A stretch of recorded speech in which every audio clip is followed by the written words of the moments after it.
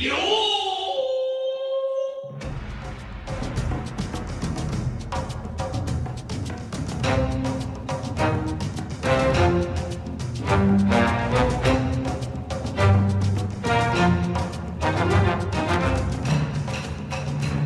is the One Piece Podcast, episode 562 for the week of Sunday, March 24th, 2019. My name is Zach. And my name is Ed. My name is Steve. And my name is Alex. And on today's show, very special guest, translator for One Piece in Weekly Shonen Jump, Stephen Paul, is here. How's it going, Stephen? You got me. I'm here. I roped you into it. Yep, you got me. We also have very special guest. We have Shannon Strucci returning with us again. How's it going, Shannon? Going well. I'm happy to be here. I really like this chapter, so I'm excited. Yeah, this is a fun one. We also have Anime News Network writer and reviewer for JoJo's Bizarre Adventure, One Piece, formerly Dragon Ball Super, a lot more. Sam Leach, our Anime Recap host, is with us. How's it going, Sam? Hey there. I am recovering from a cold, and I chose not to sleep last night, so this is gonna be interesting. I am firing on at least half of my cylinders. You were literally up all night thinking about One Piece, though. Yeah, that is a fact. Speaking of, we also have very special guest, and joining us from Japan for the first time in quite some time, we have Greg Werner with us. How's it going, Greg? Yoi! Coming to you live from the land of Wano. Yes, good to be here. Thanks for having me on. Which season or which part of Wano are you currently in? Part of season, I don't know, what is it, 12, 13, 14 by now, maybe? Okay. I guess I asked for that one. So on today's episode of the One Piece Podcast, we're going to be going through chapter 937 with all of these esteemed individuals. We are also going to be going through the latest anime chapter. Sam, which episode? One is episode? I know what I'm saying. Sam, which episode is that? That is 877, The Parting Time, Pudding's Last Wish, which is the finale. It's the very last episode of Whole Cake Island. And then we're going straight to Reverie, right? No filler, no any of that? It's around the world time. Around the world time. We've got some 1.5 billion numbers to look at tomorrow or next week. Yeah, okay, so looking forward to that. We also have some piece together for you later. Before we get started, though, if you haven't subscribed to us on Patreon, you probably should now, because we just posted a 2.5-hour episode of outtakes, exclusives, discussions, and more. We have what's basically a mini podcast on My Hero Academia. We have one where we're just talking to Sungwon for like 20 minutes, and a lot more. Totally worth listening to. That's at patreon.com/One Piece Podcast. Plus, we have OPP Japan up there, deleted scenes, and all of that, which Greg and I were in. Greg, I was at my house at my parents' house, going through stuff to throw out and stuff, and I found our script from OPP Japan and the notes in it, and that's no bull. Actually, I don't think that was in there, but it was. You should have that bronzed. I should have that bronzed. Maybe I think you probably have the typescript, Greg, because I think that was something you put together. But I have in the corner of our apartment gathering dust, and someday for the OPP Japan 20th anniversary edition, I think I'll bust those out. Oh God, we're gonna all be so old. And we're gonna replace all of the straw hats with microphones and something like that. I went for an ET joke there, but I couldn't. Radios, handheld radios. Yeah, handheld. Yeah, I know. Yeah, the South Park. Or actually, no, didn't that happen? No, that was ET. That was ET, right? ET wasn't real. Sorry, Seth. Wait. You're telling me ET wasn't real?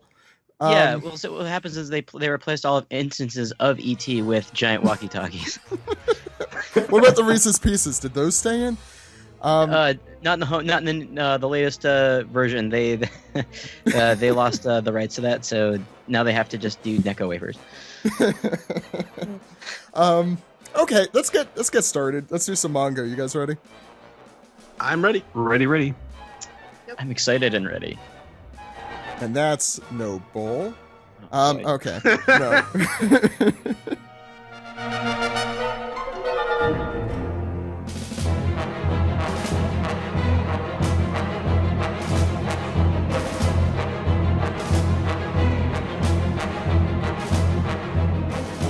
This is the manga recap for chapter 937. Here I go with this one. Gyokimaru on Bandit's Bridge. Remember, you could read this chapter legally, free, and the same exact time it is released in Japan at shonenjump.viz.com or on Manga Plus if you're anywhere outside of the United States, except in Japan. So, Ed, what is going on the cover here?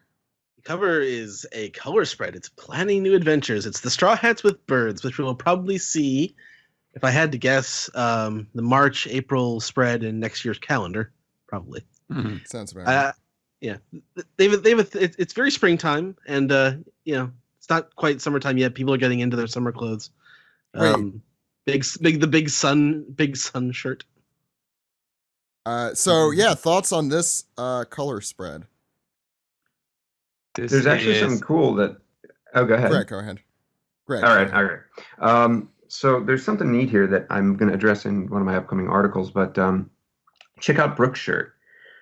This is actually, well, you can't confirm it, but probably an allusion to one of Oda's best color spreads. Sea Freak? Yes, indeed. It looks like he's turned it into a brand. So be on the lookout for that. And I swear I've seen that sun mark before on another piece of clothing. I wonder if that's a brand as well. But Looks like a tarot art. That's exactly what I was sun thinking. card. Yeah. Let's see. Yeah, there's a mouse hole in Luffy's chair at the bottom there. Is that what that's supposed to be? I think that's just how the chair is shaped. I mean, it could be for Tyrannosaurus when he needs a place. A mouse could go there. Mice it's could very go a Tom lot and of Jerry. places. That's kind of how mice holes work. Did The anyone mouse else? goes in there. Did anyone else have thoughts on this? This just kind of feels like an instant classic. Like it just Yeah. feels so perfect. It's a real throwback to some of his great, the ones with no backgrounds where it's just the Straw Hats in a nice kind of simple scene of them all in Pirates. one image. Yeah, it's Reminds great me with of the that, I'm sorry, Stephen, please. oh, just with the catchy phrase and everything under one piece, and it's good good stuff. Classic. Reminds me of that vertical one. It was I think it was around Shabandi. It was Declaration Free of Time War? That one? it's a vertical one where they're all kind of sitting. I think the anime used those outfits for like the 15th anniversary thing that was at the beginning of episodes. Reminds me a lot of that because that didn't have like a background. It's them kind of being piratey, hanging out with pirate booty and booty. Speaking of booty, Yeah. Let's talk about how I'm not sure how this makes sense perspective wise. She got long It's legs. it's like Robin's legs keeping it, like a nice 10 o'clock, but then her upper torso just wants to make like a hard left real quick. And I think she looks really pretty here. She looks very unique because it almost looks like Robin has a unique hairstyle going here just for a moment. It's like, oh God, part of her hair is kind of like going in front of her face, like a new look. You know what it also looks like for a second? That Zora has Brooke's legs, and it's terrifying. Oh my god. I thought that when I first looked at it. That really adds a lot to this for me. I love that. Holy shit. So He's Like cross-legged, Zora. I think. Yeah. Yeah, no, he is. No, he got his legs chopped off, Ed. This is the alternate I like universe. Sanji's Spoiler. pants. I think those are cute. I was gonna say this was the alternate universe where Luffy, Usopp, and Karu didn't make it in time on Little Garden. Hey guys, remember One Piece? But I do like. Steve, go first. Yeah. I do also like Sanji's outfit. Purple I like, shoes. purple shoes to match his purple shirt and his disco mirror pants. It's great. They have like portholes. I do. It does look like SpongeBob's Pineapple House the more I look at it now. I do. There was one color spread that was close to the time skip for where there was a bunch of macaws on it, and Oda does a really good job coloring in those wings. He does like a really cool blend. And then there's also a toucan. Yeah, I Yeah, like actually- all these birds. Yeah. Toucan Sam. With Oh. his We do our loops of fruit. So I just you're talking like Matt Hardy now. The loops of fruit. I was going for Maya Angelou. Oh, well, same thing. So I looked up the Sun tarot card. Not that this necessarily means anything, but the meaning of the Sun card generally portends good fortune, happiness, joy, and harmony. It represents the universe coming together and agreeing with your path and aiding forward movement into something greater. So I guess food for thought. Anybody who in the past has ever looked at color spreads as meaning something in regards to the story at hand. It also says 972. So if you take my theory that Zoro's going to get his legs chopped off, maybe that's what's going to happen after this fight. That's why you can't. That's why you And then can't see him right now. And then Yeah. Brooke's gonna replace, let me give up my legs and put them on your legs. Well, that's I don't great need fortune for somebody. Yeah, no, I just go I'm ahead, sorry. Steve. No. I feel like every outfit after the initial time skip outfit, like Oda's just been like going back and just giving Brooke like just top hats again, and Yeah. it's great. Walking it back, yeah. I think it's interesting that he's sort of going back to some of the old designs, just in that Nami actually in this looks very similar to her older design, and I think it's because you can't see her longer hair. It's almost like this color spread is like a test. Like, what if I make people think about different designs? Because like Robin, like with her hair kind of falling forward a little bit, it almost looks like she has like a different hairstyle, like part of her face. It's almost like she kind of has like a Sanju thing. I think it's going just on here. falling different. Yeah. It's called having a new hair with style. What I really like, I mean, God, I feel like I have this to say about every time Oda does a color spread, but like, man, I love all the clothes that they all wear. Like, I wish that I could just buy some of these. Do you want pastel vertical striped pants like Zoro has? 100%. Yes. Alex could You pull would that wear- off. Yeah, you would I could see him doing that. Yeah. Spumoni I pants. do want to live in those pineapple pants from under the sea. Sanji, square pant. No, they're whatever. Oh my God, that's super funny. I love Sanji's pants. Incidentally, like, they're fucking great. Anyway, I know I love the hell out of this color spread. I imagine a pirate theme for a color spread about a pirate manga. Is there anything on any of these maps we should be paying attention to in any way? Or, I mean, that's definitely the One Piece world globe, which is cool. Just look at Robin. Robin's like, there it is, right there, the One Piece. Actually, Found it. to be fair, that is probably where it would be, because I don't know which hemisphere we're looking at. You're just gonna say that? Well, no, Yeah, I'm That's probably She's not where putting- One Piece is. that's around the region it probably Also- is. Zach, it's not in the Grand Line. Yeah, exactly. It's in the Although- New Zach, World. Is that Zach, that remember One confirmed? Piece? Okay, I don't know. Obviously, Yeah. none of us know where the One Piece is. Otherwise, the series would be over. So the map that Usopp has is interesting, I think, because it sort of looks like one of his lies.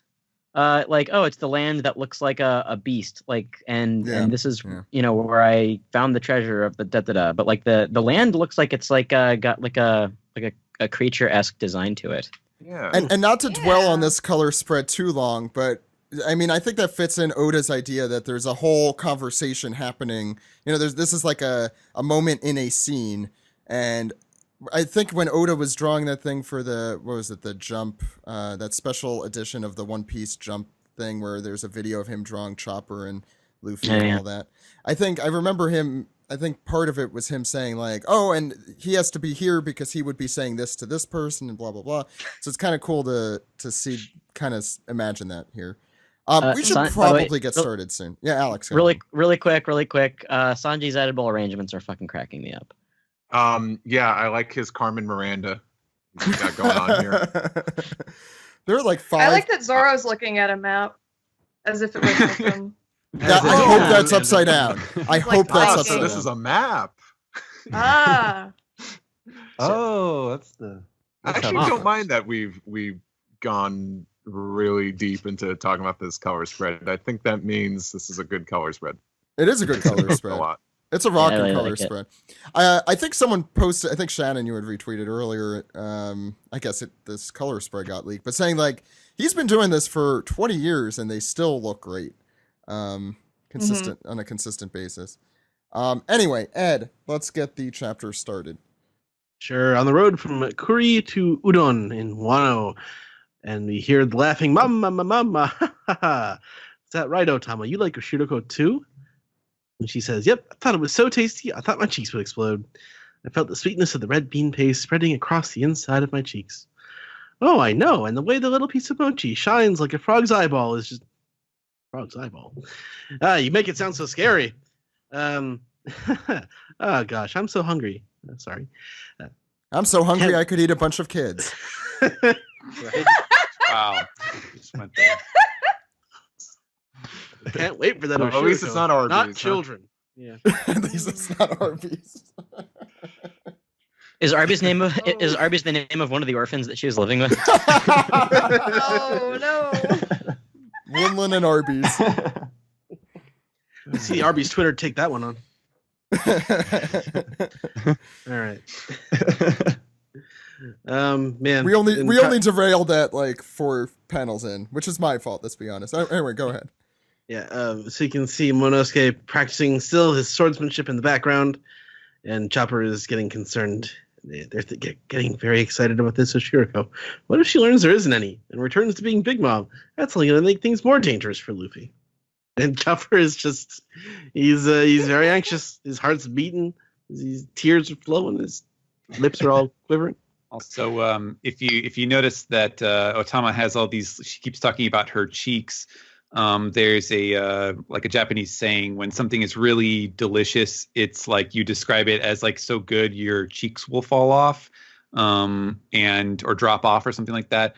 And that's just, it's just a very typical turn of phrase in Japanese, which normally I would translate as something different. But since she has her like cheek dumpling powers, I was like, okay, well, I guess I should leave the cheek stuff in there or try to find some other, cheek related ways to describe this, because that seems appropriate for her character.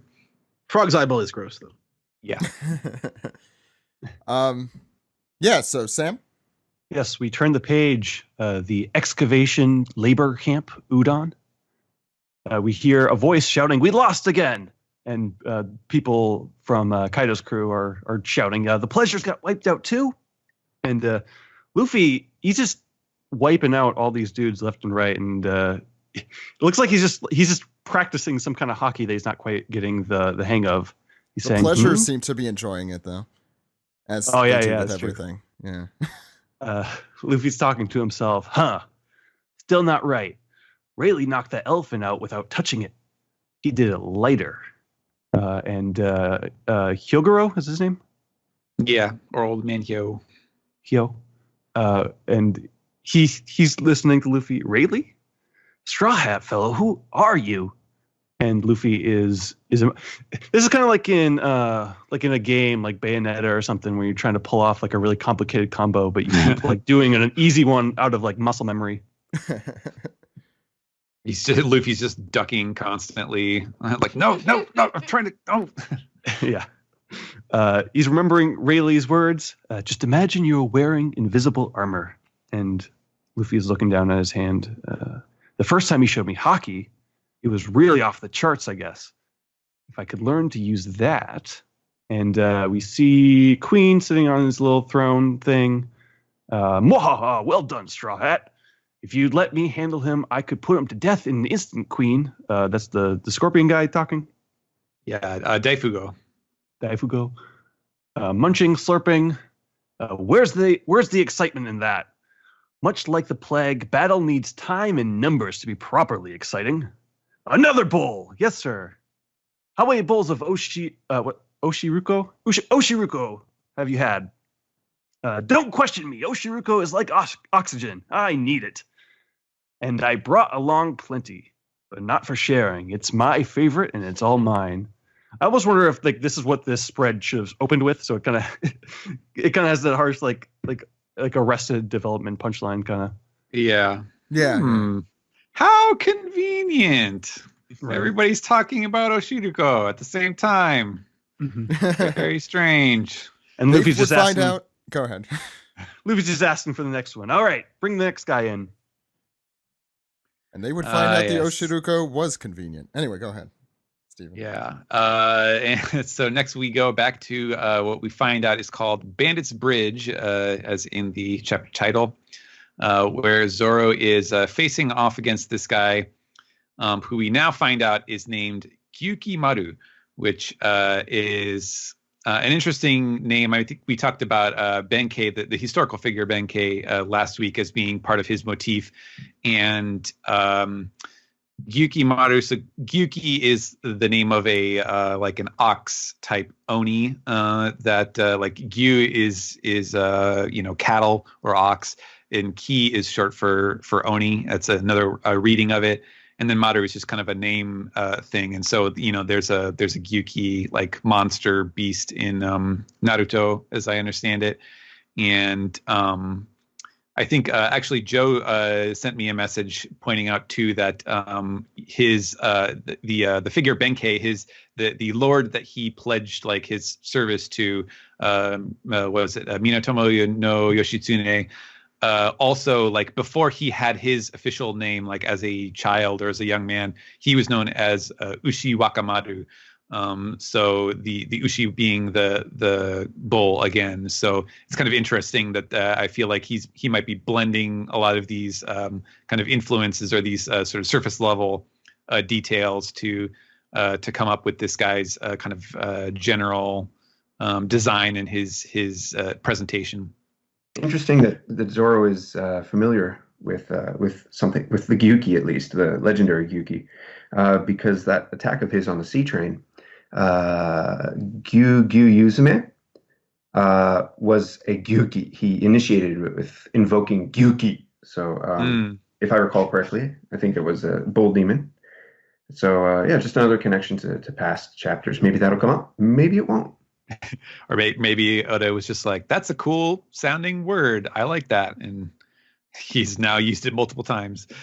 But yeah, we pick up their conversation, and Gyukimaru is like, what do you mean you met Ryuma? And Zoro is, well, I have to come clean here that we actually have to fix this line, because what Zoro is, what I have him saying is, well, it was more like his soul.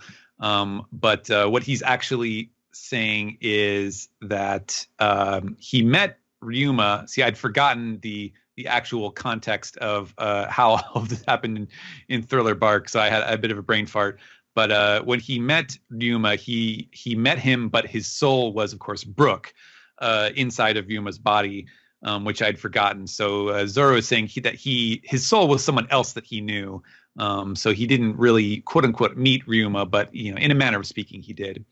And Gyukimaru was incensed because, of course, Ryuma was a samurai who died centuries ago. Of course, I should point out too that we'll either fix that for the issue, or we'll definitely get it by the time of the graphic novel, whatnot. Just so that's clear.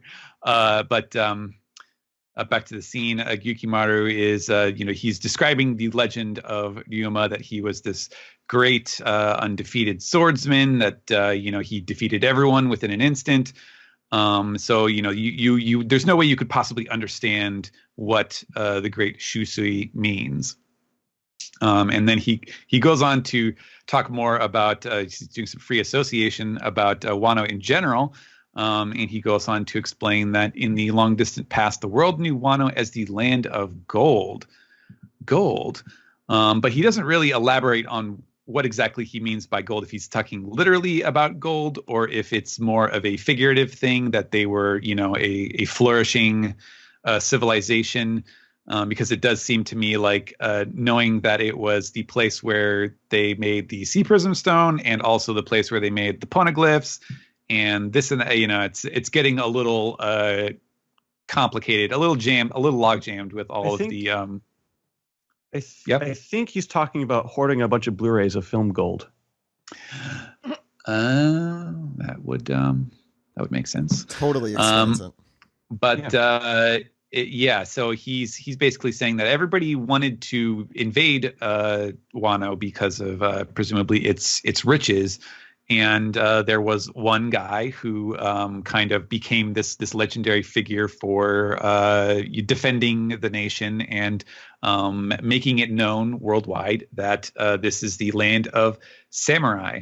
And that was Ryuma. And there's also, the legend of him flying the dragon, slaying the dragon who was flying over the capital. And so he was, he was made a national treasure. He was laid to rest in a shrine, and Shusui was put there with him, and he was consecrated as a god of the blade, which is kind of a typical Japanese type thing for very famous people, as they are when they are laid to rest in a shrine or a temple of some kind. They are often called, they are referred to as a kami, or they have some special name. I think that happened to, oh gosh, what's his name now? No, I can't remember. The guy who won who became the shogun at the Warring States period. Tokugawa. Tokugawa? Yeah, Tokugawa. Yes, yeah. He's like he has a kami name, which is a god.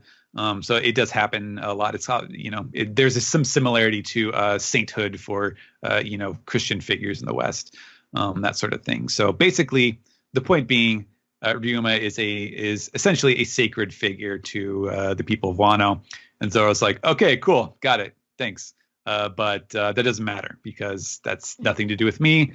I'm just gonna take the sword back because I need it. It doesn't feel right. That's all. So not very moved by all of this impassioned backstory. Interesting to note about the dragon, unless you're going to bring this up, Steven. No, go ahead. Okay. This is extremely difficult to convey in the English version, but the dragon that he describes there in kanji is indeed the Western style of dragon. So that kind of confirms what was it? Wanted? Yeah. Monsters was the name of it. Monsters. What was Monsters? Okay. So yeah, it kind of confirms that was in fact probably a part of this. It technically is a part of One Piece, not just a quote unquote legend of One Piece. But it was a Western style dragon with wings, without the dragon horns, the deer horns, like we're seeing, kind of the Kaido or the Momonosuke theme of a dragon, a Chinese style, or what do they call it? An Eastern style dragon? Yeah. Yeah. So they do make that differentiation. That would be in the choice of.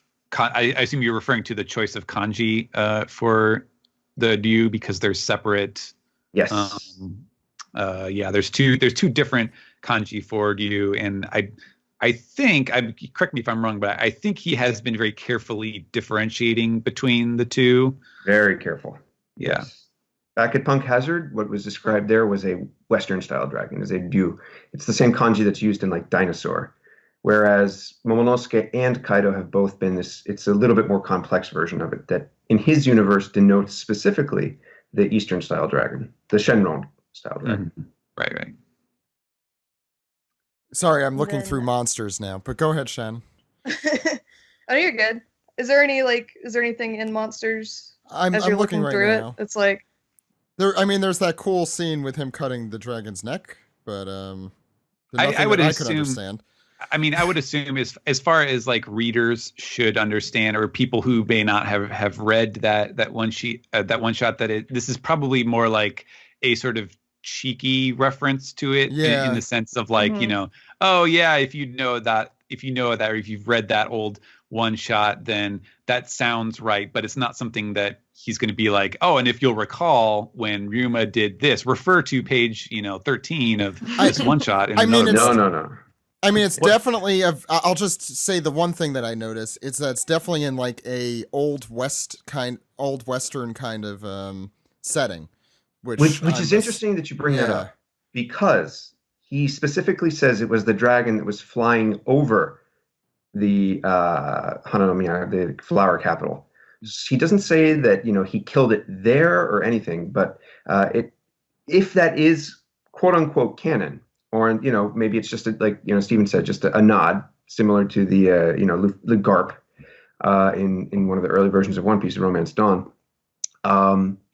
Did Yuma travel overseas to do that? Which is that's an entirely different issue up for debate, but just the little things about One Piece. And I'll say, from what I saw at least, Greg, correct me if I'm wrong, but Wanted is super available over in Japan. It's not a hard thing to find. It's not difficult. It's in most One Piece sections. There's at least like one or two copies there. Yeah. Which is weird because it doesn't exist in English here. I wish, yeah. Like long time ago, I guess when I was first starting to get in One Piece, my friend of mine, she was making like a trip to Japan, and I was like, if I give you like $200, will you bring me back like whatever One Piece manga you can? And she brought me back the first 16 volumes plus Wanted, because I guess it was just in the section. Yeah. So I think it's kind of it's a little bit of a shame that we don't have that here. Or Toriyama's one shots. There's so many of them that like I don't know, I'd be dying to just read. Yeah. Just to go off a little tangent there, but yeah. If anyone from Viz is listening, this is supposed to be a hint. Yeah. Yeah, Shannon, go ahead. Yeah, well, also, I think I owned Wanted, and I would highly recommend seeking it out if whoever's listening hasn't read it. It's the funny thing about all these incredible manga creators, because I checked out the Urasawa exhibit yesterday, and that dude, like at like high school age, shit. Mm-hmm. These beasts. Also, these people are like 1 in a million amazing people. So, but Wanted's cool. Shannon, go ahead. Anyway, page 8. Yukimaru says, back to the story. He says, then it seems I have overestimated you. He's like getting upset. He says, Shusui is a black blade. It was forged through Ryuma's history of battle. He's just like screaming at Zoro on the bridge. And he says, so I ask you, are you but some greedy boy with little thought aside from your own base desires? Just such a weird thing to say to Zoro. And then he just says, you said forged. I was wondering about that. Do you mean its black color came from... And they get interrupted by a woman screaming, saying, someone please help. Then Yukimaru says, have at thee. And then, da? Is that like a... screams it at him as he attacks him? Oh, that... Yeah, because Zoro's... Yeah, he's looking the other way. Oh, that was... I thought... I got confused. I didn't realize that was Zoro. Then Zoro says, what's the big idea? Don't go striking at me with my guards down. And then Yukimaru says, an opening is the path to victory in a fight to the death. I strike only when opportunity presents itself. And then I guess is it Komurasaki? Says, or some mysterious woman says, someone please save us. Our lives are in danger. And Zoro says, a woman and child. And then Toko's laughing. And she says, hey, it's a samurai. Hey, help us. And then the woman says, Sir Swordsman, please save us. And then I guess Zoro confused because Toko is laughing so much. Says, is this serious or a joke? Make up your mind. And then he realizes that the woman is bleeding. And that means that it's not some prank going on. So is that woman Otoko's sister who is also an attendant to Komurasaki? I mean, I'm like 99% sure that's just Komurasaki. Yeah, without me too. her, okay. Without all of that was the my accoutrements on. assumption. Yeah. Oh, really? That's like I was my... like Googling it. It's my extremely strong one. Yeah. Yeah, it's interesting that if that is the case, that Oda was basically able to sort of pop this back in without having to address it because none of the people here are aware of what was going on. So that's, he doesn't have to be somebody. He doesn't have to be like, what? I thought you were dead or whatever. So, by doing so, he creates this confusion because, not all of us were on the same page. Is like, is that her? I don't know. It's not for sure, but it looks like her on the next page, especially her eyes, because she has those Otohime eyes. Greg, go ahead. Damn it! Last minute, Zach sweeps in and takes it from my grip. I'm sorry. You got it. That is exactly right. No, Zach. I'll leave. You get a Greg point. Those eyes, they have the same eyes. Let's see my sword. Definitely. The droopy eyes, they call them tareme in Japanese. Literally means droopy eye. Are very rare. Droopy's really pretty in Japan. Yeah. And I think that's the key, characteristic of her that it comes across as telling us that it is her. But I like that That Zoro. was my assumption. Yeah. Wait, have we finished this page? Sorry, I guess I'm just wondering why. We did. If it's Komurasaki, would this Kamazo guy be able to recognize her? Do you think? I mean, she's got a hood on. That means she's I guess. incognito. Yeah, that could be anybody. Yeah. No, isn't I guess the Kamazo? fact that, even we were looking at this and is that her? I guess that's enough to verify. No, I thought justify. Kamazo was. I'm skipping ahead a little. Sorry, Greg, but Kamazo was after Komurasaki. I thought, because Komurasaki comes back and says, "I know you're supposed to just be some random outlaw, but you're clearly working for the Shogun here." But I guess, was he just after Toko, or was he after both of them? He's probably after Toko. Yeah, he's after Toko. According to the news, Komurasaki is dead, so he's probably not looking for her. But if she's like this super famous person, I don't know. But with her makeup off, she is. It's like Clark Kent. Yes. That's right. She takes No off one her knows makeup. Master of disguise. Komurasaki, you always seem to disappear when Komurasaki dies. Also, if her hair is naturally green or whatever. Steel. Does she become what else super about this? Komurasaki? Is that how that works? Go ahead. Her attitude is also completely different. She has that's this very true. strong-willed, a very strong way of speaking. And here, it's literally like her first was like, "Help us, help!" And that's just, it's not her. So I think that's why Oda spent so much time building up this impenetrable wall of her personality that, so far as a flashback. But actually, anyway. I'm glad that you brought that up too, Greg, because that's something that I don't know if I've ever actually discussed that. But among all of the other sort of finely differentiated accents and ways of speaking that Oda has been giving to the characters in this arc, Komurasaki has the most thick, over the top, very sort of formal Kyoto, old Japan geisha style speaking, and it's very. I don't know if I would say haughty. That's more in her attitude, but it is a very stiff-backed, very specific type of way of speaking. And in this scene, she's definitely more like a normal sounding person with the way that she's interacting with them. So that's part of it too. Alrighty, and with a swish swish, we see a fellow coming in and is attacking with size. He is a scythe user, a double scythe, and I love that Zach gave me these pages because I am just going through Sekiro right now, so I am actually living this hell, fighting ninjas every day, and I totally didn't spend a full day fighting the second boss in the game. That didn't happen, but anyway, he comes in with a when Zoro blocks, and his hang on a sec, and huff huff. Komurasaki, the scythe is just inches from her face. And in comes our Gyukimaru friend, and how about thee? And he is completely ignoring Zoro's one-on-one duel of honorable duels. He's enough, read the room, man. But you and I were in the midst of a duel. I know. I'll get it to your turn. Jeez. And Zoro is trying to. This is a good I guess, power balance for Zoro is that he's trying to fend off two very skilled fighters. If it was just one-on-one, maybe we could, kind of say that Zoro should be able to take this easily. But having the two here is a good, again, classic Oda, making a perfect power balance that is, it's not out in front of you. There's not someone narrating you, telling you that, oh, if only, there was only one of these people, he could take him on. But no, very subtle, very classy. And Zoro says, "Here we go, another weirdo," and he laughs with a fwa fwa fwa, kind of almost like reminds me of Ware Foxy. Foxy, yeah. Wareatama. He was fe fe fe, and this guy is fa fa fa fa. Was it fa fa fa or fa fa fa? I forget what it is in Japanese. Yeah. He's the vuvuzela. An air horn. Yeah. Oh, You're the Zorojuro, yes? Why are you protecting these women? And you, woman, why are you protecting the child? And this is a wanted man in the flower capital, Hitokiri Kamazo.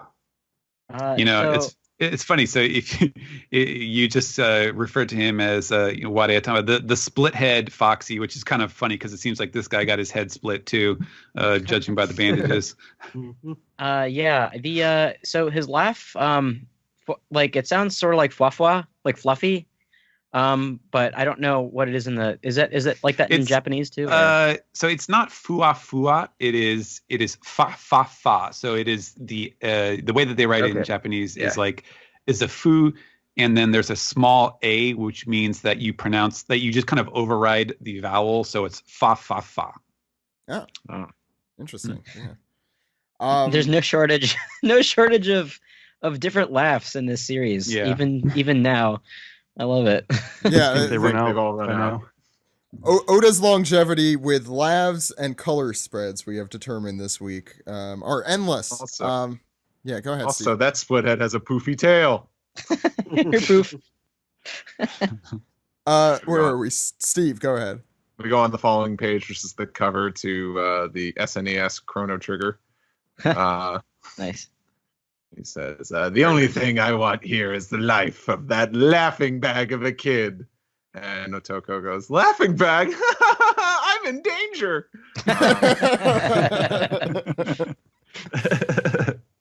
And this mysterious woman, who's not Kuromasaki or whatever, Kuromasaki, she's like, Hitokiri Kamazo, they call you an indiscriminate killer in the capital, but you're actually an assassin of Orochi's, posing as a criminal, aren't you? That's convoluted. No one else would have any reason to kill Otoko. And then the schmuck is like, so you dare refer to our shogun by name without his title? And who the fuck is you? And Literally how Stephen translated that. Yep. Yeah. That's why I think, Lexi gave Stephen a call like, hey, you're going to have to change this line. We don't drop the the grammar's off a little. I don't know why he said is, but okay. Oh, yeah, the grammar, too. Yeah, keep that in mind. And he laughs. And this mysterious lady says, please, Sir Samurai, I beg of you, help us. And I think, that's all her saying. Like, I will do anything I can to thank you. Okay, stop. Okay, hold on. Stephen, have you been keeping a number of wandering samurai tropes that Zoro has encountered since the beginning of the arc? I have not, but yeah. Yeah, this is like I've seen that so many times just by virtue of doing Toho Yaro. Like we just watched Lone Wolf and Cub, it's present there. Zatoichi happens all the time. Like he's had the dinner. He's had the sushi in like the like boat area in the seaside town. He's walked into the town of the people who are a little bit hard, they have a hard lot in life, and he's the wandering samurai. He's hitting everything, every Zoro chapter. Oh, he has a battle on a snowy bridge. This guy, this is great. Yeah, Oda must be loving every week, every chapter with Zoro. He's not getting fed up. Like, I'm walking in a trope factory here in Wano. Jeez. I'm enjoying it. He's Yeah. not Zoro Juro, he's Zoro Tropo. Oh my god, No. get out. You're I'll out. see Don't write myself that. out. And seriously, I wonder if this next chapter, this mysterious woman starts to run away, and then she trips and she says, "Ow, my ankle!" And Zoro's like, "Oh God, come on!" And then Zoro will fight another guy. It's like, "Hold on, we got to do a thing where we like run past each other, and we don't know who defeated." I'm like, "I've done that already in Alabasta. Leave me alone." Anyway, Steve, go ahead. Did Ryuma too? Yeah. Oh Yeah. yeah. But I believe this is Zoro saying, "Well, I'd hate to see a woman, a child slaughtered right before my eyes, or I, Zoro." He has one eye.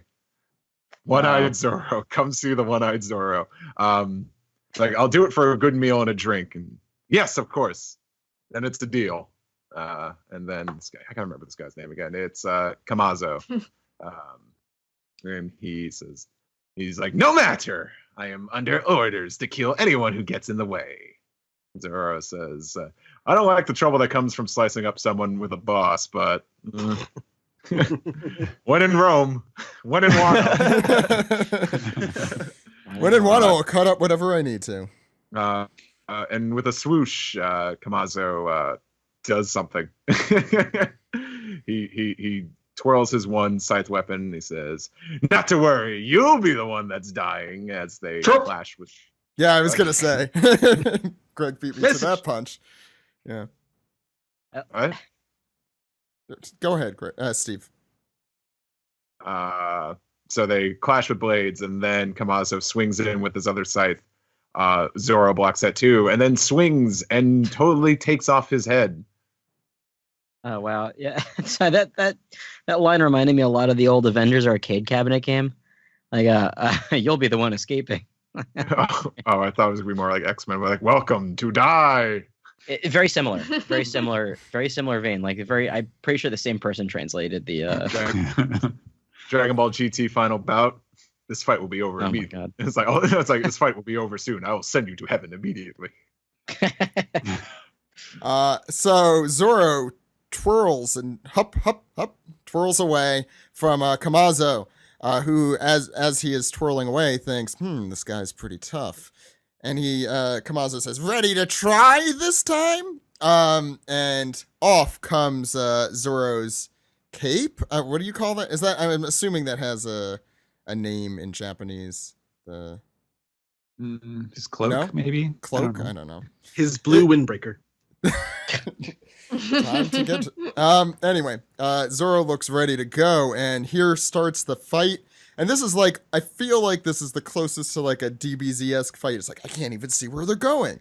And so it's like Oda doesn't even have to draw anything in particular. You just know it's wow, it's fast, and obviously cool things are happening. And you could tell because totally not Komurasaki and Otoko are just like, whoa. Again, out of character for Komurasaki. And you see, this is, I know Grant, has been going through One Piece and these little panels being like super cinematic, and so I'm starting to pay a little more attention. Because all throughout this chapter, I think Oda's been doing a really cool job with like the snow coming off of the branches at certain times, and it's like a cool little touch. Just mentioning that here. Very Meanwhile, Kill Bill, actually. And it the Kill is Bill super, yeah. Which is the best part of Kill Bill. Anyway, Benkei, what's his name again? Even though it's the head of the chapter, Kyukimaru, is entering the scene again, even though he was not invited. And looks pissed, and he is like just watching this fight is like, oh, I'm gonna get my sword in here, or whatever it's called, I forget. And he says, even though he's trying to surprise Zoro, he yells, "Have at thee!"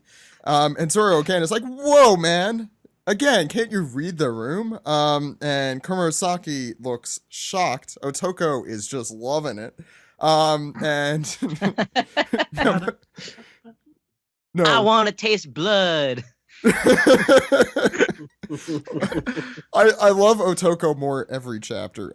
Anyway, Kamazo comes in with his scythe, and Zoro can't do shit about it.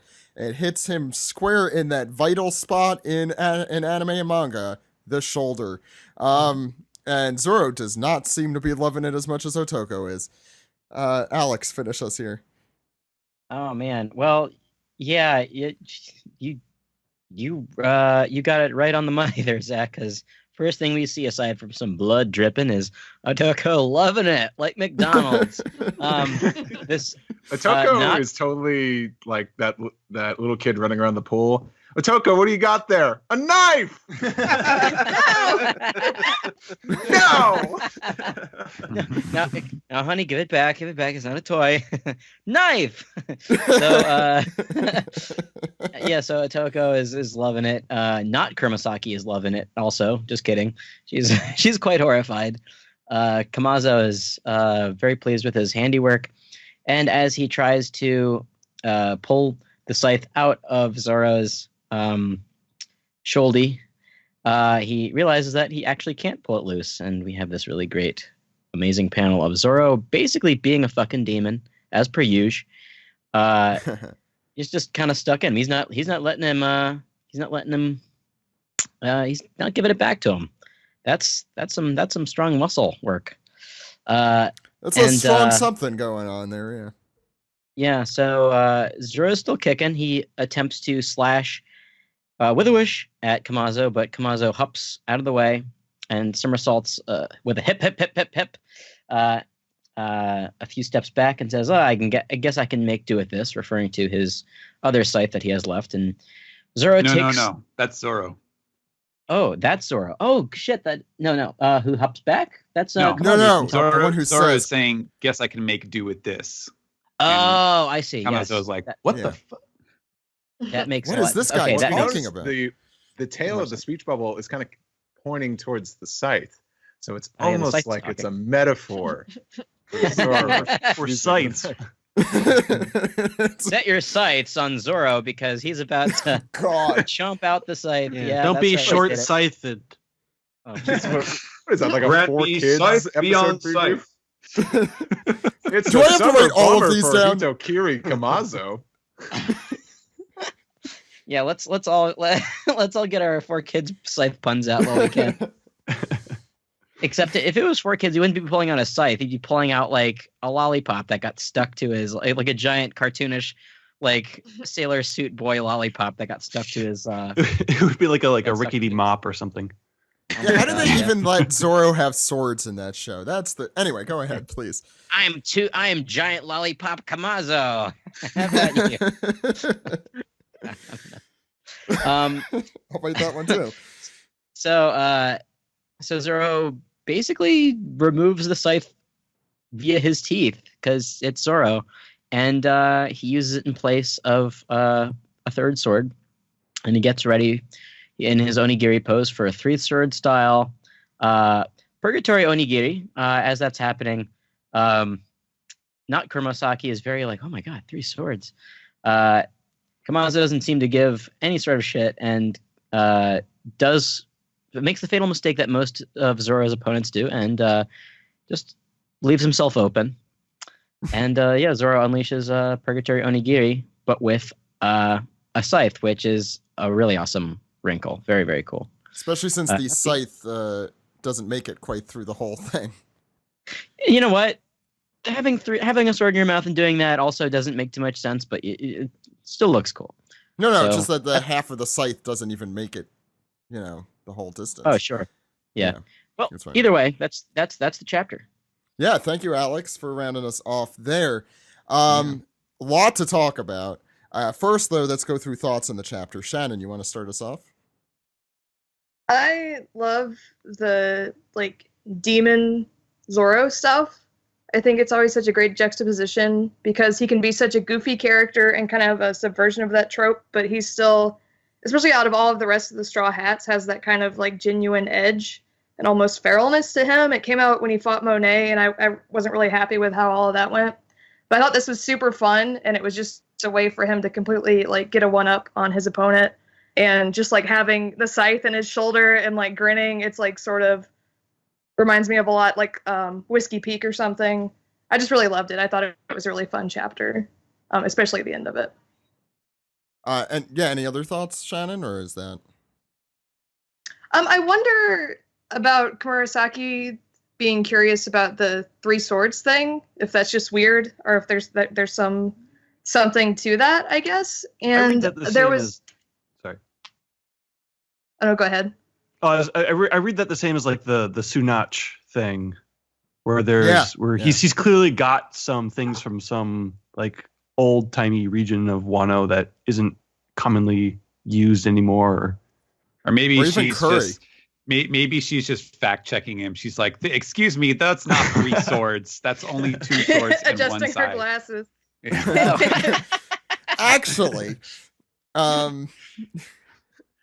Steven, I'm curious, in the Japanese version, do they still call Zoro, do they still call it Sentoru 3-sword style, or did they change it like Luffy is the 5th emperor? I see what's happening. They did, but actually, by executive fiat, I decreed that in the translation it can only be 3-sword style. So, suck.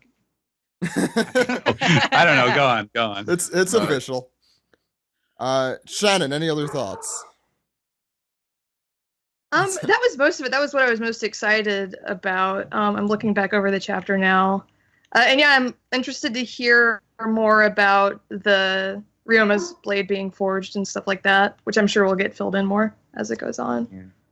Yeah. Sorry, there's a dog. I'm going to mute my mic because Quiet, Shannon. The dog is barking. My dogs are very upset that the chapter's over and we don't get to see more Zoro. Good tie-in. So let's go, Stephen. What did you think? Man, I love this chapter. It felt like a bit of a return to form after the last couple, which, we're very much more like scattershot, just sort of like, setting up stuff, but like very briefly and not really having a lot of time to sink into something. And I actually think that last week, which was before I had actually seen this chapter, I'm pretty sure I said something along the lines of like, I would really like to see Oda get into a longer scene, maybe with Zoro, to like sink his teeth into it for once, since it seems like we haven't really had time to let a scene breathe. And this was like exactly what I was hoping to see. So it was really fun. I'm not, let me see. I'm not super shocked about the Komurasaki thing, obviously. And on that note, I also, since we didn't really touch on it, there was also the throwaway line where she like refers to Orochi, and then Oda has him specifically call out like, "Oh, you just called him Orochi instead of like, Lord Shogun-sama, master guy." And so I feel like that's another kind of a pretty clear nod to the fact that, she's someone who knows him, i.e., this person who he has been trying to court for a while, and not just some random geisha lady. So I feel like that's pretty clear in the text. But it'll be interesting to see if there's, I don't know, I guess more of a wrinkle on it than just like, what's his name, Kyoshiro, like, sort of did the Nami and Usopp thing in Arlong, where he gave her a slash on the arm and everyone's like, "Oh no, she's dead." Oh, and then she just, gets out of the coffin later or whatever. That was interesting. But I love too the characterization of Gyukimaru as this guy. Like he's a very kind of straight-faced comical character where, like, he establishes in that first the first part where he strikes at Zoro when Zoro is distracted, that the difference between victory and defeat is striking when the opportunity presents itself. So basically he's saying like, I'm only going to swing at you when you're not looking, or like when you're not paying attention. And that he continues doing that and is like very serious about doing it is kind of funny, especially when it's juxtaposed with Zoro's more comical reactions. But I feel like we're definitely getting set up for yet another sort of samurai trope where, the next time, whether it's next chapter or just the next time we see this scene, that I feel like Gyukimaru is going to be like, "Oh, I was... we were fighting this entire time, and you stopped to save this woman, even though I wasn't ending the fight, and you still emerged victorious throughout all of that. Like, I'm so impressed by your your spirit or whatever, and that they're going to find some kind of reconciliation, or like I see the the echoes of Ryuma in your your spirit or something like that. I think we're getting set up for something like that. So we'll see. Greg. Sure. There's like Stephen, the recent chapters have been interesting, but I mean, that's One Piece. That's kind of a given. They're going to be interesting, but there hasn't been a lot for me to really think about or discuss. It's a lot of, allusions to popular Japanese films, television programs, tropes, up to wazoo. But as far as the story's been going, there hasn't been a lot for me to really digest, to go over and think about. But this chapter was the first time in a long time where I sat down for writing an article, and I'm just like, well, what do I write about? There's so much. First, about Mom is Mom and I guess Queen bringing up the Shiruko. We already addressed it, like, hey, everybody's talking about Shiruko. Just thinking about some of the ways that might play into the story is that when they get there, Shiruko is completely gone, and he's eaten it all, and she rages. And what does she do? What does she do with the rage? How does she use it? Does it bring back her memory, or what could Oda do that's interesting with her rage? I think it would be really cool if she went nuts for the wedding cake, right? And her urges do not subside, as far as we know, in her current mental state, unless she gets that item. And it doesn't seem like we're going to have an insecure for her. It could be. That could be a big chopper twist. But I rather think that this is going to go the Wanze route. And it's going to be completely disgusting. And I'm kind of hoping Oda does it, because it would be great and terrible. Luffy has been calling Queen he's been calling him a balloon, right? He's like, yeah, the balloon. They're the balloon. And he's filling up with Shiruko, or else Shiruko. So I get the feeling that Mom is going to be like, well, where's the Shiruko? And he's going to be like, I ate it all. What do you think she's going to do? She's going to squeeze the Shiruko out of Queen. Oh God. It's like a balloon, too much air, something bad happens. Yep, she's going to squeeze it out, and that's going to take him down for the time being, which makes sense.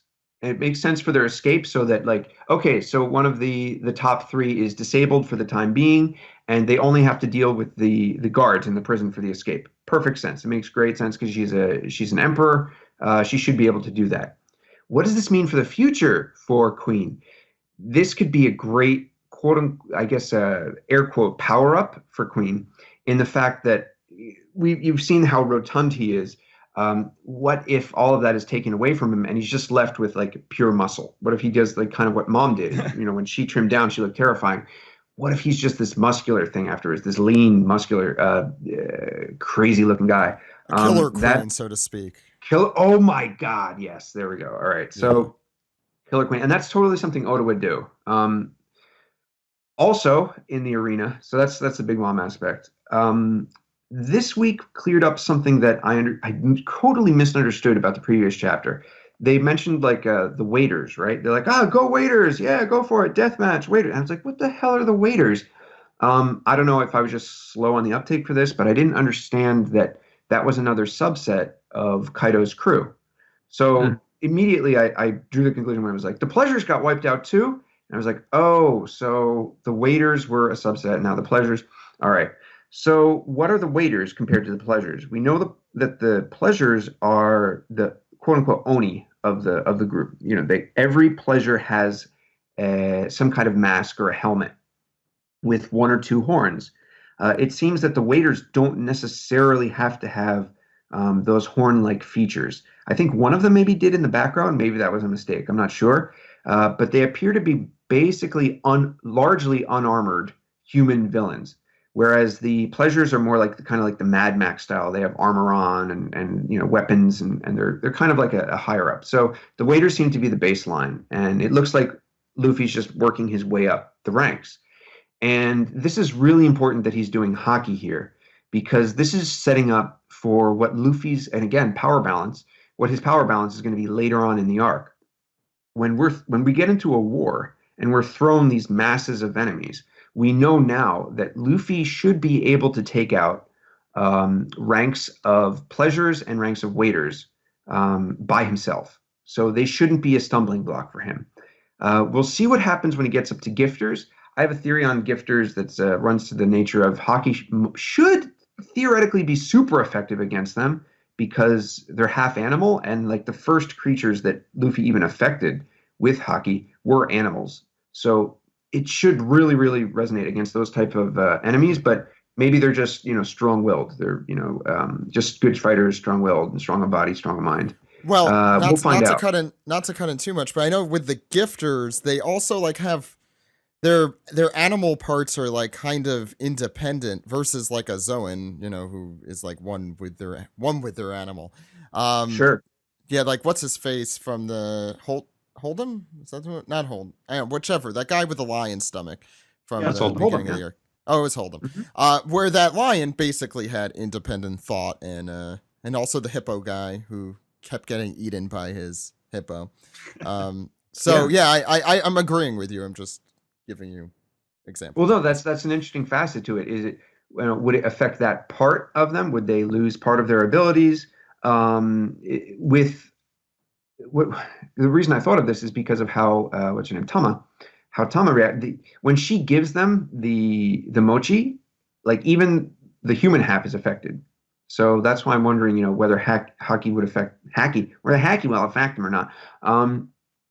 But yeah, that was just another cool part of the chapter. Of course, the forging sword is another very interesting part for debate. My current thought is that black swords or black blades have been infused with Soul Shoku, colors of armament. Yeah, that's what I was thinking. And that seems like a relatively easy concept, but how do you keep it in there? And with someone like Ryuma, even after his death, how do you keep that armament in there? And he mentions it's like something, it's your experience, your growth that is imbued in the sword. There's also the folding the steel of the making of a samurai sword. Yeah, but I think the like insinuation. I mean, you could also say maybe that he's suggesting that, like, it could be a combination of the armament, and then like if you've also used it in that state to, I don't know, defeat a great many enemies, then it, it becomes permanent, like it sets in the sword or something like that, and that's why it's still that way. That was something that occurred. That was an idea that occurred to me. But it was definitely like he was definitely making a point about, the fact that it was Ryuma's sword specifically that made it so special to be a black blade. So I feel like it's more than just like he had a fancy blacksmith work on it. Yeah, Ed, you're completely on point, and I would have been with you as well. Up until probably this chapter, which is where he really makes he drops those hints, because notice that in English, the forged is bolded. And that's in Japanese, it has those, dot, dot, dot along the side of it. So it's very specific. It's something that's, and even Zoro's like, hey, I had an interest in this. I wanted to ask you, ka-ching! Oh, I don't have time for it. So he's setting something up there. And what does this mean for Zoro? And he says it's, his experience, his battles, are a part of this. So what sword has been with Zoro for all of this, for his entire adventure? It's been Wado. That Wado's going to be a black blade by the end of the Wano arc, or what color is its hilt? White. It's white. Yeah, it's white, and he is going to turn her white sword into a black blade. And whether it happens now, whether it happens later in the series, I'm not sure. But that has been with him the longest. It's been the one constant, and the one, it's Queena's blade. So I would love to see if he makes it the black blade. So the funny thing about black blades is that we've known about them for as long as Mihawk has been a character. And I think it's kind of interesting that like that's also been just a constant in the series, right? Like the concept of the black blade. Yeah. And I part of me wondered, I know that Zoro was talking about Shusui, but I also wondered if like he like might have thought back to his training with Mihawk too. Just because Mihawk, I think, used his black blade as an example of why his sword doesn't have nicks on it, like nicks or scratches. Well, how did he describe it? Even if a dinosaur steps on it, it wouldn't bend. Yeah. So that's Yep, and that's in a nutshell. Those are my thoughts for the chapter. Great chapter. dinosaur. Yeah, that's a really interesting thought. I just want to say that I think we've been talking about the fact that we want this arc to be like, if not Zoro-centric, at least that Zoro really comes out of it with something different. I don't know. I don't even know how to put it. And I think that is a pretty poetic not full circle, but poetic turn for Zoro. So I'd like to see that. Let's see, Sam. Thoughts? Yeah, I probably don't have a ton to contribute. I thought it was a good chapter. This Hitokiri Kamazo, is there in the three samurai that Kinemon wants to hire or wants to recruit? Is there a guy whose silhouette kind of looks like this guy? Because that like hair. I mean, there was familiar. there was one guy who did have like a ponytail, like a long ponytail top knot looking thing. Mhm. I remember him having a slender profile, but I have a hard time imagining that this guy is intended to be like the identity of one of the the nine samurai, just be based on how evil he's acting. And that's where how my easily he imagination seems to have gotten beaten. Yeah, that's Well, that's where my imagination went. Is like maybe this is a guy who was supposed to be one of the Akazaya 9, but like turned to the dark side. Like he had no problem working for Orochi, and now like Zoro is going to be like taking this place in the 9 or something. That's just kind of where my head went. I was ready to believe that this woman was just some random woman, but now that it's kind of been laid out for me, I do believe it's Komurasaki. I think this is just a case where I am a lot more interested in like the parts, the history of like Wano and Ryuma and all the stuff that this kind of chapter is clearly leading to, more than I'm interested in like this particular fight itself. But yeah, it's a good chapter. Alex. Yeah, I love this chapter. It's been a long time since we've seen Zoro do anything. And, Zoro's like de facto my favorite character. So naturally, I'm going to be pretty jazzed about this chapter. So the Oshiruko thing, that's fun. I don't know if Queen's going to be eating all that. I don't know. But what I do like is that we don't need to see Luffy blow through, these jobbers, this cannon fodder. I was sort of a little bit worried once, Luffy was put into this tournament position just because of the tournament arc of Dressrosa was what it was. And I was sort of like hoping that we wouldn't need to see all of that, and pretty pleased about that. Man, Yukimaru is awesome. He is so totally cool. I love his design. Like I absolutely love it. I didn't get to wasn't on the show last week, so I couldn't like put in my 2 cents. But like, yeah, I mean, it doesn't. Of course, it helps that he's designed off of Benkei, but I like the idea. I think Steven or somebody posed it last week that those markings on his face are mostly facial hair. That's very clever. Now, Wano as the land of gold is super interesting to me.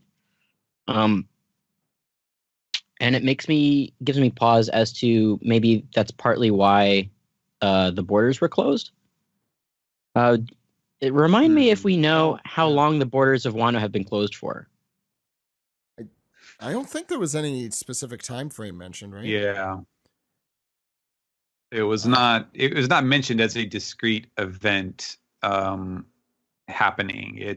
I think as far as we know, they've always been that way, but he can certainly write in a starting point, I think.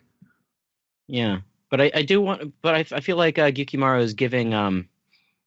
is giving Zoro like sort of Yeah, I mean, this is the nice thing. The cool thing about Wano is that it's almost like a One Piece history lesson.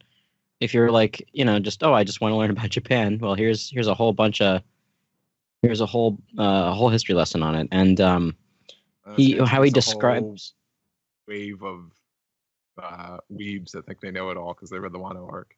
Like, I think I can answer that question. I read the Wano arc just recently. That's right. It's like Schoolhouse Ide Wano. Takemas, everyone.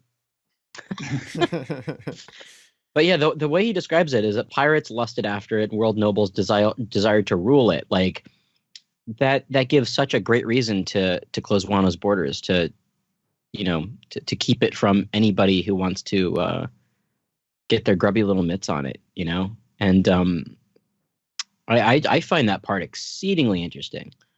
Like how it wasn't always land of the samurai and became that because that's what Wano was forced to do at that point. Yeah, very, very cool stuff. Yeah, that's Komurasaki. You can tell because she's got bangs. Robin doesn't have those anymore. Robin gave her bangs away to Komurasaki. There was a ceremony. It was a side story. It was in an SBS. Mm-hmm. Yeah. Robin's bangs were like, no, Komurasaki, you need to live. Robin's bang exchange. Robin's bangs just got in the way of Nappa's mouth blasts. People don't realize that in NES lobby, it was Robin's bangs who were saying, "I want to live." It was not Robin. Yeah. So. Oh my God. Robin's bangs is like the one character, like screw Eneru and like everyone else. I want Robin's bangs to come back. That's when I'll get excited. Steve, have they come out with a Vivre card for Robin's bangs yet? No, they should, but I swear to God, I almost want to make a Twitter account, Robin's Bangs, and I'm sure I'll get thousands and thousands. You could get that William Hung guy to sing the theme song. Robin's Bangs, bangs. Robin's Bangs. I will lead an army to restore Robin's Bangs. It's like the Kiss Army, except it's the Robin's Bangs Army. And everybody wears like a little patch we'll get some on their creepy perverts. jacket. I'm like, no, you want the Bang Robin party. No, Get away that's from down us, the creeps. street. That's another Weirdos. subsection. It's a cartoon character. Get a life, will you? I'm sorry, I went on an extreme tangent there. No, this is a great tangent. This is what we do here. It was, and it's true. All of it was true. I think Anyway. Ricky Martin would agree with you that indeed she bangs. Yes. I'm gonna have to agree with Sam on the because I do remember that silhouette of the guy with like a very similar hair to Kamazo, and I wonder, I don't know, I want to know what his deal is. No. You're falling into the One Piece trap of people with the same hair or the same person or related. And I think we should take a step back before we say that. Zach, I was the first crusader against that. I know. That's why I'm bringing it to your attention here. Well, if I'm wrong, I'm wrong. If I'm wrong, cut my bangs so that they are straight. Anyway, Sam, go. Was there a scene where people were talking about like a dude with a scythe before? Gosh, I need to reread. I think you're right. I think you're getting that confused maybe with the fight from Anchorman. And that was a trident. That was a trident. Where did you get a scythe? Because I remember that you have like Wano citizens talking about there's like the Robin Hood guy. Yeah, Is that the scythe guy too? They were talking about Hitokiri Kamazo, the guy with the scythe. But oh yeah, you're right. They did mention that. No, the Robin Hood guy is Ushimitsu Kozo. Really easy to confuse. Yeah, I know. They were two off-screen characters. Right. Both. Right. I think reading this arc for you guys is similar to how it was for me reading the Hueco Mundo arc of Bleach. Oh my God. I could not pronounce or read anybody's name. It was just like the squiggly guy, but in Bleach, that makes it difficult to understand too. So yes, Ukiura. I pulled out of Bleach before Hueco even really started kicking it. Jabberjaw. Grimjaw, right? Grimjaw. I knew what I was saying before I said it. But I'm like, I know it sounds like Jabberjaw. And you know what? Speed Buggy, that's another one. Speed Buggy, Funky Phantom. They're all here. All your favorites. The Hair Bear Bunch. Bleach was a way better series than I remembered. Alex, do you have anything else you want to say? I do, yeah. It looks like this is the first major injury Zoro has had, by the way, since the time skip. So let's But he still cheers wrecked for the that. guy immediately. Quote unquote So- major. It was to his Assuming it doesn't major get fixed organ, his with shoulder. with a single bandage. Oh Wow. well, bandages heal everything. So It's going to reveal that he just trapped it under his armpit the way that any live action actor does. I'll just heal it with sake. I'm sorry, Zoro. You have cirrhosis of the liver. I'll just heal it with some sake. Zoro, you're killing Greg, yourself. I'm sorry. I thought when Greg said that, I thought that was just pouring sake on it. Like, yeah, this will disinfect it. That works too. yeah, It's going to reduce your lifespan by 5 years. and then he drinks the rest of it, so it works. It works both ways, the internal and externally. Alex, do you have anything else you wanted to mention? That's it. That's it. Okay. That's Steve. it, yeah. That's it. Steve. I'm all giggles today. Yeah, welcome to the club. What can I say that hasn't been said already?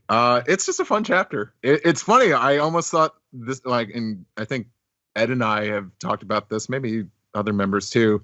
We were just waiting for that day when Zoro was going to get humbled. You know? Yep. And he did Not not. really, not really today. He wrecked No. that guy. So Yeah, I thought all like Kamazo here was gonna Iron Sheik baby Zoro here, but nope, Zoro is he's a beast. It's not You that get humbled if you're actually the best. Good point.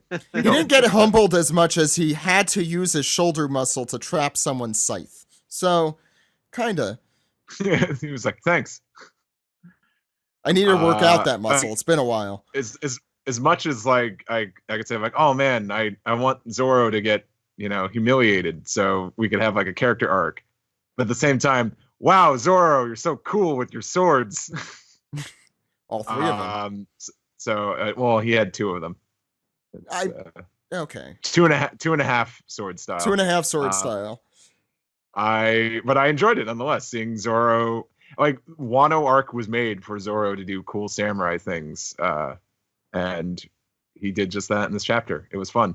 Now to embarrass myself even further, when not Komonosaki and Otoko showed up, I did not think that was Komonosaki, and no, did I not think it was Robin either. I thought. I it was mean, I Okiki. think it took me a second. I'm like, isn't she dead? But then I'm like, Okiku, oh, it's One who was Piece. on page 1. Yes. Okay, that part's more embarrassing. Don't ask I me thought there was why. just I just thought, another, oh, I guess she's here. Like normal. Because I was getting mad. I'm like, character. wait, but I thought you're like a cool samurai lady. Why do you need help? I since realized my mistake. I mix up the names Okiku and Otoko because I have nothing to like. I have nothing to ground myself to those names. Yeah, Otama. What did I say? I don't know. Sudu. Whatever. Well, I all mean, those names. Yeah, all those names. It's okay, Zach. We're only human. We're only American humans. So we don't have to pronounce things correct. Now the point is, like, these names are very hard to remember, but They I think really I'm are. doing it. I think I'm doing an okay job. Do not make that the trivia this week. I think I just figured out the trivia for this week. You didn't Ed, just do something like that. that's Ed. What did you think of this Zorophil chapter? Please, keep all of your responses to just gushing about Zoro, please. Zoro's great. He's the best, and I love him. No, no, I mean that's true, but I have more to say. Kyukimaru You is... like Zoro, don't you? Ooh. He Yeah, does Ed not. and Zoro. Alex likes Zoro. Alex likes Zoro. He does not. I He does not. your every thought. No one likes Millhouse. All right, we did it. Ed, go ahead. Yeah, I mean, I don't know. You guys have pretty much covered everything I wanted to say, but Zoro looks so cool, just taking that sword or that scythe out of his shoulder, like stopping it basically by getting stabbed, and then turning it back on that guy. That I don't have much to add that you guys haven't already talked about. We've been talking for a long time. I can't believe you actually kept to my recommendation to only talk about Zoro as in a gushing way. But you know, perfect. Because I can't add too much here, but I just want to add that yeah, I forget sometimes why Zoro is like one of the most popular characters in One Piece, and then a chapter like this comes He along. does and cool shit. smacks- That's why. Yeah, Like- I mean, every arc he's in, he's does some of the coolest shit in that arc. Like Dressrosa, I think definitely one of the coolest parts about Dressrosa. Actually, and without a that doubt, was is that fight. Dressrosa. That fight with Pika is actually a direct visual parallel to what Ryuma looked like in Monsters when he cuts the head off of that dragon. Yeah, The size and also the position that he's in going Well- for. Yeah, he looks exactly like that. Well, I mean, Zoro also does cut that- off a dragon's head. yeah, Oh, Punk yeah. Hazard. Yeah, I mean, But I was just looking at it, and it looks exactly like when he first cuts through Pika as he starts that attack. It's great. but like Also, I'm thinking of fellas. Fellas, like fellas. Zoro is one of the coolest parts of Dressrosa, Punk Hazard, and already this arc. This is definitely one of the cooler fights I've seen. The scythe. Zach. What? Let's not get carried away here. Let's not just use the term "cool" so haphazardly here. It's losing all meaning. The joke Anyway. is, I always say Sanji's cool, and it's a bit. It's A joke's always good if you get to explain it. I've I learned know. that firsthand, several times. This was a really great chapter in that it felt like this is the soonest before recording that I read a chapter just because I was especially busy today, and I felt like I needed to sit down for another 30 minutes with it, which is good because we sat down for another hour plus with it. And this was also a really great discussion, not just because of our random tangents, but because there's just so much happening, and Oda dropped so many little hints to things to come. I mean, we talked about the Oshiroko, the Black Blade stuff, Komurasaki suddenly resurrecting herself. I don't recall this happening in the New Testament, Jesus carrying some sort of laughing maniac child, but I am Jewish and I don't know what happened in the New Testament, so maybe that did happen. Anyway, this, and I love the two characters we're kind of introduced to here. Kamazo and Gyokimaru are both a lot of fun. We didn't really it's probably okay that we didn't talk about the series that must not be named and the kind of similarities with a certain character in that and Kamazo. Not the name. That series does necessarily. not own the word Hitokiri, right? No, Or I wasn't Hitokiri. talking about Hitokiri, but there's the what's his name in the Kyoto arc of that with the bandage. face. Oh, okay, yeah. That popped into my head. Oh, the Steve Bloom guy.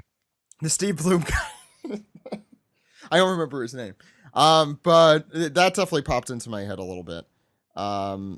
And yeah, I think we mentioned everything here. Are there any other thoughts you guys want to get across about this chapter? Okay, so I Just know. curious. Actually, Oh, Greg, I'll go. pop in one last thing. Please. Have you guys discussed one of the visual aspects of Yukimono? How he is basically a Daruma. I can't Are you recall. Really? Okay. So there's a monk who supposedly went into a cave and meditated for so long that his arms and his legs fell off, and he just became this kind of wobbly thing. And it's now a common decorative item in Japan as a daruma, and you kind of you can push it, and just how it's basically created. Unless you're like forcing it, the thing doesn't really fall over. And there's a saying that goes along with that also is fall down 7 times, get up 8, which is basically saying don't give up. And they're also used for making wishes or desires when you have a goal. They come with no eyes painted in, and you paint in one pupil and you work towards your goal, and if you accomplish it, then you can paint in the other pupil. Oh, And basically they just look like Gyukimaru's head. They just look like his head part, along with the mustache and everything, the exaggerated facial hair. It's all there. So the rest of him doesn't look like it, but just the head area looks exactly like it. I assume that when he takes the mantle off, that he'll look very different. But for the time being, that seems to be kind of the design inspiration behind Gyukimaru, or one of the thoughts inspiring him. That's really cool. Like, I've been to a Japanese restaurant with that name a bunch, and I've mentioned that on this show before when Daruma, the character in Fishman Island, popped up. and I saw those dolls all over the place, and I never put two and two together. But that's I think Sanji in the Alabaster arc also calls Mr. Four a Daruma as well. sounds There's about a right. Daruma Something I remember. Pokemon. Oh yeah, there's a Pokemon that It's that just called Daruma. is it Daruma or is it like Daruma something something? 'Cause Well, its like, evolved it's a form fire. is something else. There's Kinda also the like- Dharma Initiative. Darmanitan is the. Why would you do that? The Daruma Dharma is initiative. The Daruma. Okay, I Or is like it that. Darumaka? That's it. Right. So Greg and Shannon are both going to take off after this. So Greg, where can people find you? Your great work out there. For the time being, I'm pulling back from Twitter a little bit. You'll see me posting things every once in a while, but my continued work is going to be on the official One Piece homepage at one-piece.com, and you can find my columns there every other week. They'll be published. So yeah, and we're of course behind the scenes working on a lot of exciting One Piece in the for the next couple upcoming years. So looking forward to that as well. The ultimate distraction. Yeah, no, thank you, Greg, so much for coming on. It's always an amazing pleasure to have you on, and hope to have you on again soon. Great to be on. Yeah, Thank you. and Shannon, where can people find you? You can find me on Twitter at Plenty of Alcoves and YouTube at Strucci Movies. And I'm also on an actual play podcast called Critical Bits. Nice. And Thank you for having me on. Yeah, anytime. We really enjoyed having. I didn't realize how long ago it was that we had you on. At this point, time goes very fast. So we'll have you on again soon. I'm excited. Yeah. And the rest of us are going to stick around for. Some of us are going to stick around for the anime recap, and the rest of us are going to stick around for the Piece Together segment. So thank you guys. We'll see you in a moment.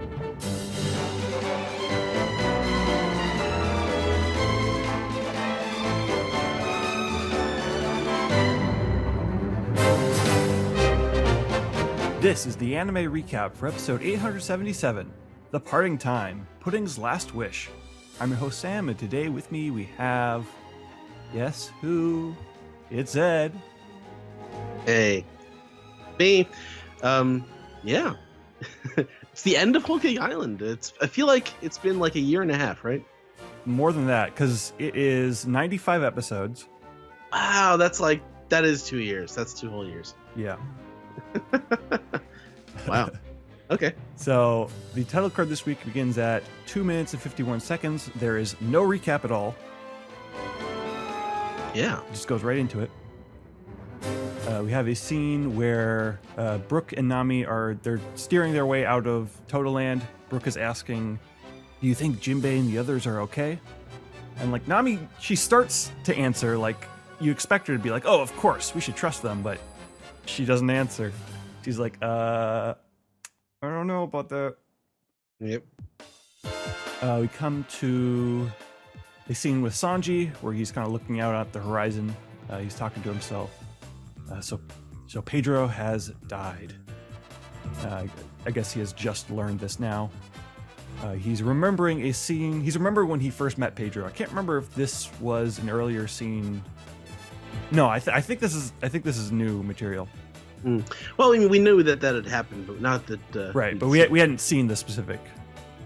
I really liked it. I mean, I always liked how Zoe was colored in the anime, and it looks really good here, where the Caesar's gas fog thing is evil Christmas colors. There's lots of reds and greens. Yeah. Pedro, he's dying, but he's begging the Straw Hats to help Dogstorm and Cat Viper. He's like, the world is waiting for them. And then, surprise, a carrot shows up and she's putting her hand on Sanji's head. It's your favorite scene. I do like this scene a lot.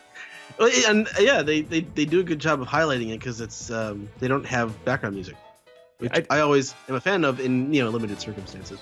Yeah, I think that the scene or the shot where we're looking down on Carrot and she's smiling, she's putting her hand on Sanji. It looks a little janky for my taste. It's the One Piece anime. I'm not gonna be that hard on it. Usually with the art, but I guess I didn't even notice that. But they fade in that piano music, and that's pretty. Yes, it's piano music is so. It's beautiful. It's really good. Yeah, they really land this emotional moment with them. She's trying to cheer Sanji up, saying, "Oh, don't worry. Pedro made his own choice. Don't blame yourself.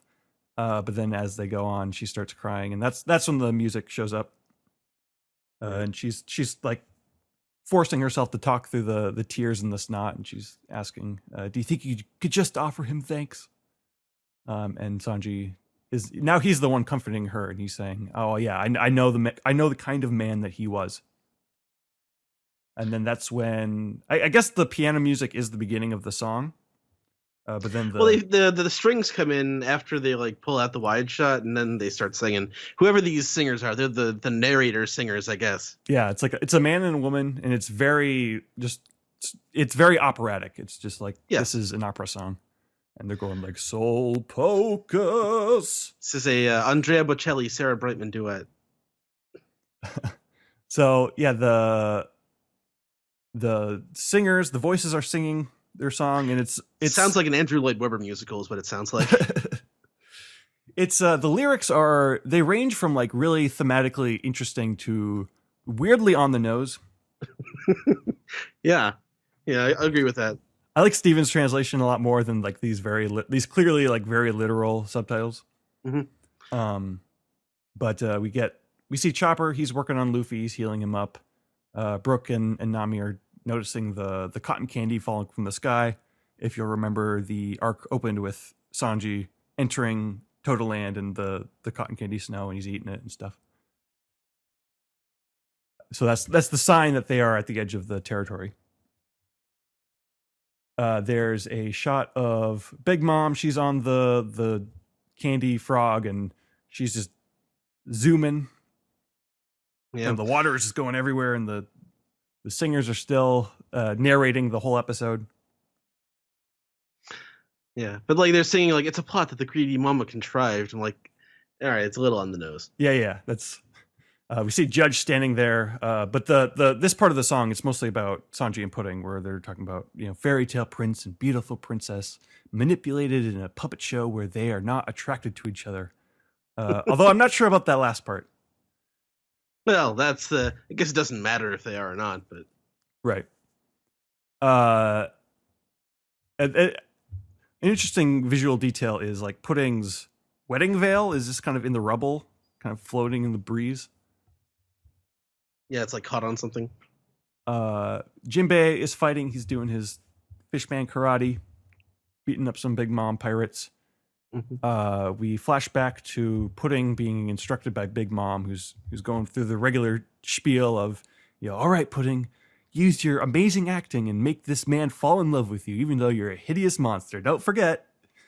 So she's remembering all of that and having a nice cry. Yeah, and she's montage of Sanji and like kind of his significant moments, whenever she was around, scenes that she was around for. And then that leads into the film reel sequence, and you get the really great like projector sound of the projector like warming up, and then it's the little silent film. You get the text, just for one last time, I want to ask you a favor, which I can still hear Pudding's like voice actors. I can hear her performance like so clearly, even though it's just text on the screen right now. They do the kiss. She goes on her tippy toes. She kisses him. They don't actually show the kiss, but she removes Sanji's memory. He's got hard eyes. He's into it, but it's not something that he's going to remember. It's just a little thing that she's keeping for herself. They do like the silent movie deal. Yeah. Which I liked. Yeah, I do too. Although that was pretty much straight from the manga, wasn't it? Yes. Yeah. I guess they do a good job of adapting it. But. Well, in the manga, there's not like a meaningful distinction between silent and not silent. That's true. But here we get straight up like the text cards that like show up between shots and stuff. So the piano music keeps going. It kind of the song kind of builds and builds. There's a lot of different like phases to it. It builds, it's all it throughout huge, the episode, and then it goes down into like a twinkly little music box as Pudding is crying and thinking about Sanji. And that music box music keeps going through the eye catch. We come back. At Germa, the music is gone for a moment. Germa is planning to withdraw. They're like, okay, we've kicked enough ass. We can just run now. We forgot to mention Montour freaking out about them escaping was pretty good. Like he shrieks like a little girl. Yeah, big. He had a crazy face, if I remember. I enjoyed the crazy face. We come to the mirror world. Brule is showing up with a first aid kit, intending to Katakuri's wounds. And she's asking him, "Why'd you fall on your back? Did you fall on your stomach first?" This was a very very tender part of the episode. I really enjoyed this, about almost as much as the Sanji pudding stuff. Yeah, and the so Katakuri's like, "Oh, I wonder why I fell on my back," but then immediately after he's like, "Okay, Brule, I've got to be real. The whole thing's a lie," and she just kind of smiles and she's like, "I know." It kind of reminds me of when Shirahoshi was like, "Oh, yeah, I know you killed my mom this whole time." Katakuri blushes, which is cute. He's like looking away from her. We come to a flashback.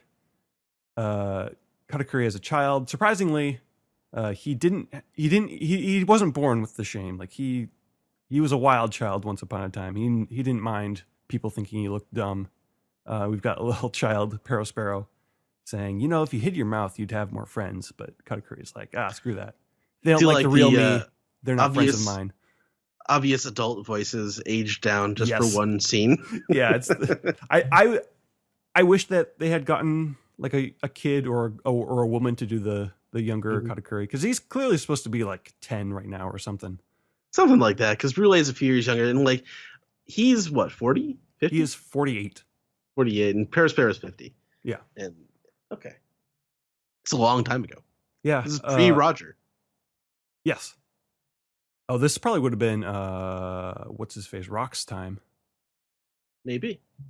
So yeah, the flashback, Katakuri is like, "Oh, I'll just beat up everyone," and then we get a really nice like shot of Brule kind of stumbling out of the alleyway, and there's like it's kind of all quiet and serious.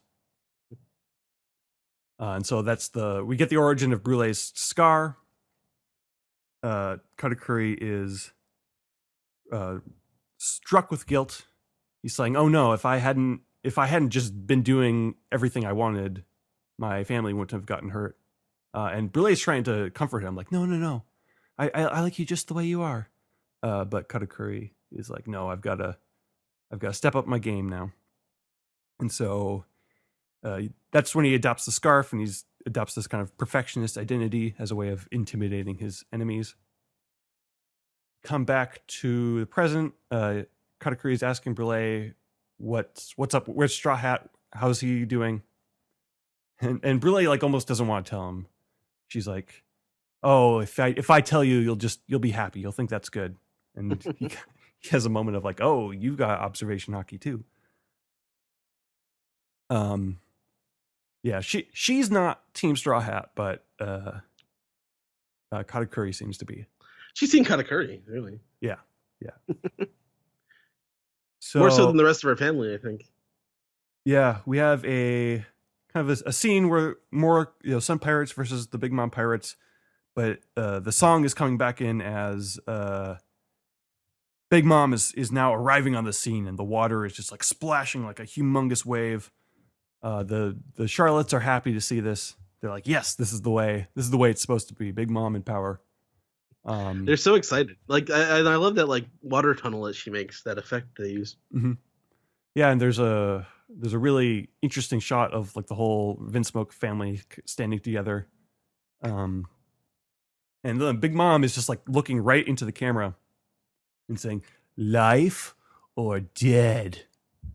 I wish the subtitles had changed "dead" to "death" just because that sounds better. I mean, but it's clearly what she is singing though. Right. And that's kind of the climax of the song. But the episode continues on for some reason. Yeah. There's one last scene. 1,000 Sunny. It looks like it's morning now. The sun is out. They're out of Big Mom's territory. The color it's interesting to see the colors kind of revert back to just like very neutral primary colors as opposed to like all the blues and pinks that were in Whole Cake. Mm-hmm. It's very East Blue. Yeah, it's just like super, just bold and lots of primary colors. So Sanji, he's just kind of standing there like, hey guys, want some food? And then Luffy jolts right up. Luffy, Carrot, and Chopper and Brook, they're all like, food, food, food. And Nami's just kind of watching them from afar. So Sanji goes into the kitchen, and we cut to the East Blue, the Baratier.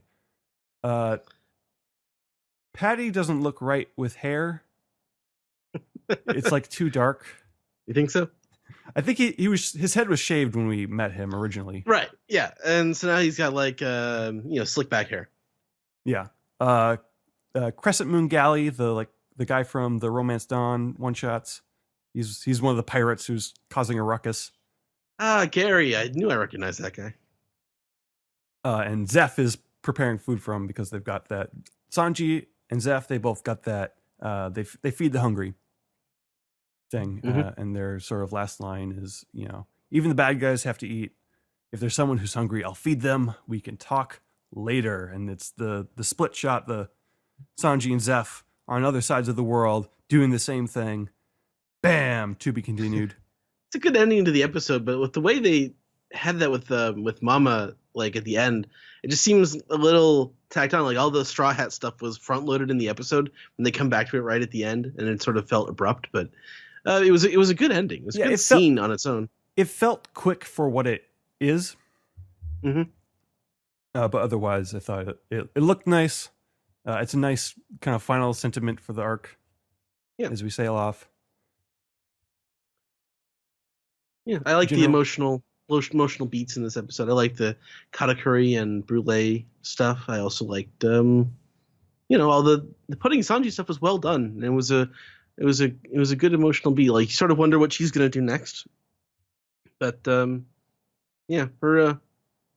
story's sort of closed for now. Yeah. Man, it's a very interesting episode. There's a little bit of kind of visual, like pacing jank that like kind of holds it back a little bit. But the music is so interesting, and like it's just so packed with different kinds of scenes, and it's with the silent film thing and the musical, and like there's a lot of like aesthetic ideas that aren't easy to pull off, and I don't think they completely pull it off in this episode. This like anime wise, because this is a really important like chapter to me. Like this is like this single chapter might be my favorite like single chapter of One Piece. Yeah. But yeah, it's an interesting episode. For sure. I enjoyed it. If I still think these episodes are moving pretty slow, but I liked the content. It had good character emotional moments. Yeah. Is that all you want to say, or are we ready to move on to the next segment? I'm ready to move on. All right, let's go. All right.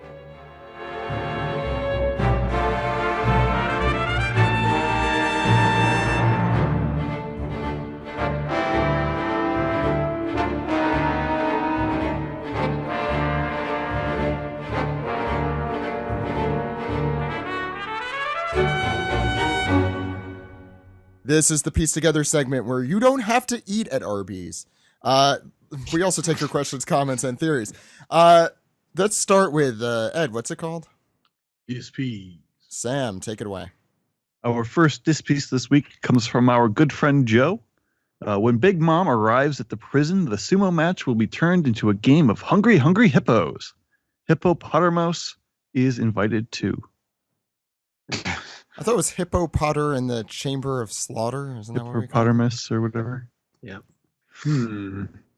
What is she implying that they're going to be eating like the gladiators on the sumo match? I'm not understanding. I think she's implying they're going to be eating the hippos. I thought the hippos were that's not at all what she's implying, but that's where I'm taking this. I'm laying down now, so I'm like all comfortable because my stomach is getting weird. Cool. That's an interesting tidbit there, much Sam. like Queen and Big Mom when they. There you go. That's why we have Steven here. That's the reason. Tying it together. Yeah, Sam, what's Our next? next disc piece comes from Arcanic615. The whole Oshiruko setup with Big Mom and Queen is a huge tell, so we can imagine how that's going to go. Gyuki Maru's Have at Thee gag is incredible. So Agreed. let's ask the important questions here. If the Straw Hats were sandwiches, what type of sandwich would they be? You can use burgers, po' boys, paninis, Wait, whatever are you'd hot like. dog sandwiches in this case? No, they're Sure, not. exactly. Hot dogs will never be a sandwich. Never. They're more of a sausage. Straight up sausage. Thanks for all the hard work and love you guys. Thanks for all the hard work and love you guys put into this podcast. It shows every single week. Well, thank you. Thank you. What about sandwiches? Well, Frankie's a hamburger. Well, he likes hamburgers, but does that mean he is a hamburger? Well, you already eat. Yep. That's one way of thinking. I don't know. You think like Luffy would be like a shawarma because, I mean, technically, like the meat starts off essentially being on a metal bone when they cut it off first. So that's kind of like I'm just thinking of Luffy with the meat on a bone. That's the closest sandwich equivalent to that. I feel like. I guess I'm the only one. Oh, that was good, guys. Good one. Love it. I'm trying to think here. I think I don't know. Brooke is a BLT because he doesn't have a lot of meat on those bones. Woof. I don't know.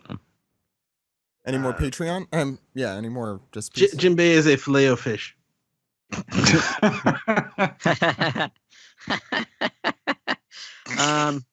Let's see. I think that Chopper would be a Reuben sandwich because I like Reuben sandwiches. Chopper's like peanut butter and chocolate. Oh, Or that's Nutella. probably better. He's Yeah. a peanut butter and jelly. No, yeah, I mean, no, he is. but Yep. sweeter. with the crust cut off. Yeah. Didn't he have Oh, a cotton yeah. candy The way I sandwich? like it. Yeah, Usopp, I think, would be a Reuben That's accurate. Or like a because he. brisket sandwich. Yeah. Maybe like- Luffy's more for a brisket sandwich.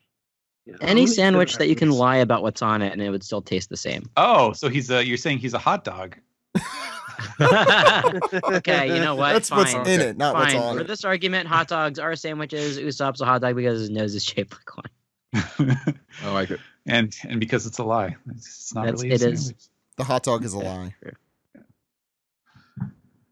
Is there Okay. any other disputes, Sam? Nope, that's it. All right, we have no emails, so why Oh. don't we go to Reddit, Steven? Okay, let's see. I'm gonna have to cherry pick here since we're very much over time. So let me read this one because this one's really important. I'm gonna read the whole thing here from 420 Jimbei. All right, let me finish. When Great already. Carrot Oh, joins it's the really good crew, now. when Carrot joins the crew, how Yes. are they going to solve the bed situation since there is only 2 beds in the girls' room? Will she share a bed with Nami or Robin? Will she get her own bed? If Nami and Robin are still in the habit of sharing a bed, since there was originally 1 bed in the girls' room on the Going Merry, will the girls take turns sharing beds? Will they put the 2 beds together so they can have 1 big bed? Or will they share a single bed so they can snuggle and they can't put an extra bed in there because all the extra beds have to go to Jimbei because he's big? Okay. Easy answer. I mean, Frankie can she's, build. she's a rabbit mink. She's a rabbit mink. So they'll get her a cage with a little water bottle that's hanging upside down. So she can Perfect drink from answer. that whenever she wants. And they'll fill it with with just wood chips and they'll put a little dish in there and she'll be fine. She'll just curl up in the corner. Oh boy. Okay, let's see. Okay, here's another good one. El Grosso says, if One Piece characters were played by Muppet/Sesame Street characters, who would play who? So far, I think Elmo is Luffy, Grover is Usopp, and Miss No. Piggy is Nami. Grover's Frankie. I mean, I like those 3. You but sure I'm about not an that? expert at this. I think No. I think Grover is totally Usopp. Telly is Frankie. He said Grover was Usopp. No, I just- Ed disagreed. but Yeah. I really agree.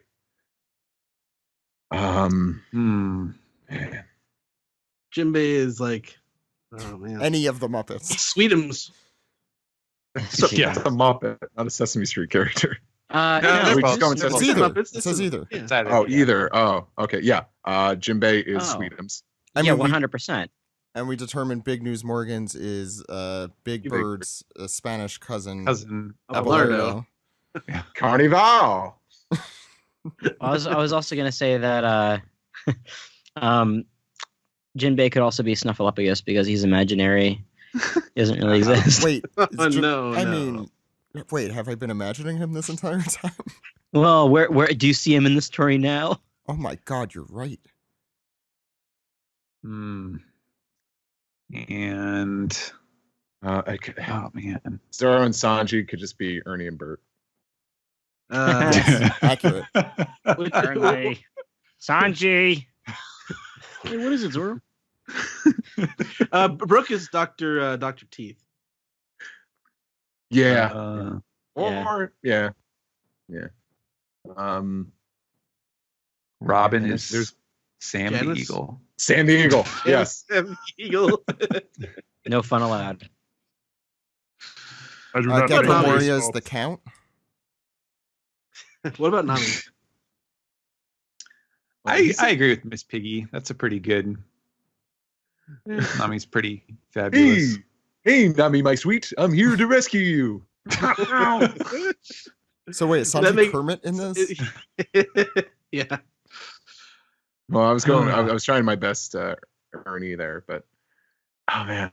Yeah, This is a Sanji good can't be question that Kermit deserves a because now after the TV show, Kermit has canonically had 2 girlfriends, and that's just completely. That's Yeah. absurd. Yeah, to imagine. Did you Sanji just- doing Why that. I never. Did you just call me Kramit? Yes, I did. Anyone in the Straw Hats we missed? Chopper could be Bee Bunny. Bean Bunny. Bean Bunny, sorry. Hmm. Fraggles count too, you know. Whew. Hard. Well, I'm sure, Yeah. guys. Yeah. Let's see. Maybe there's one more I can pick out here. Let's see. Typeset says, I feel like it's common for One Piece theories, referring to the titular One Piece, to explain it as treasure in the form of something of incredible value that changes the world, such as the mystery of the Void Years. But what if it was a tangible treasure, such as a universal devil fruit or something, or the opposite, the ability to nullify other users? In the process, Oda can explain what devil fruits are as well. That last part is intriguing, like as a means of sort of tying the central mystery into the devil fruit angle, since it seems like he's really saving that up for some sort of climactic moment.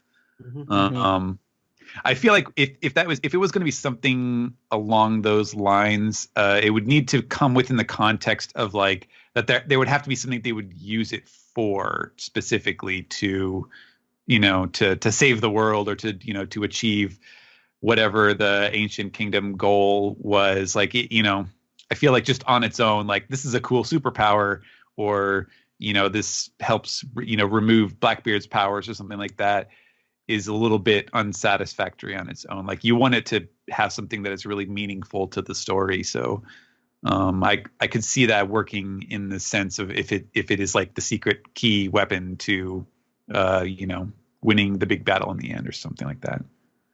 But I don't know. Yeah, I guess we'll just cut it off there since long show. That it is. Ed, it's time to Peace the tweet. Yes, what do we it's got this week? time to piece the tweet. And the first one comes from G, who says, listening to this week's episode got me thinking about Beppo and Chopper's low bounties and how they gotta be low because how many innocent deer or bears would be slaughtered for mistaken ID? It's true. All right. Let's see. Next one comes from. Oh, I'll ask this one. It's a first time question. Flint Springer says, if the Straw Hats fought the Big Mom Pirates, who do you think would match up in the showdown?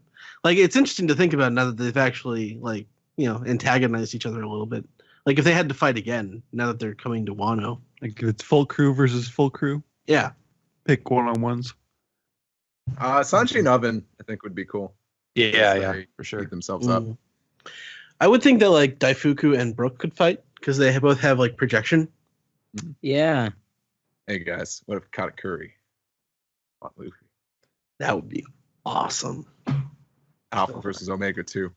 Who played the Joker?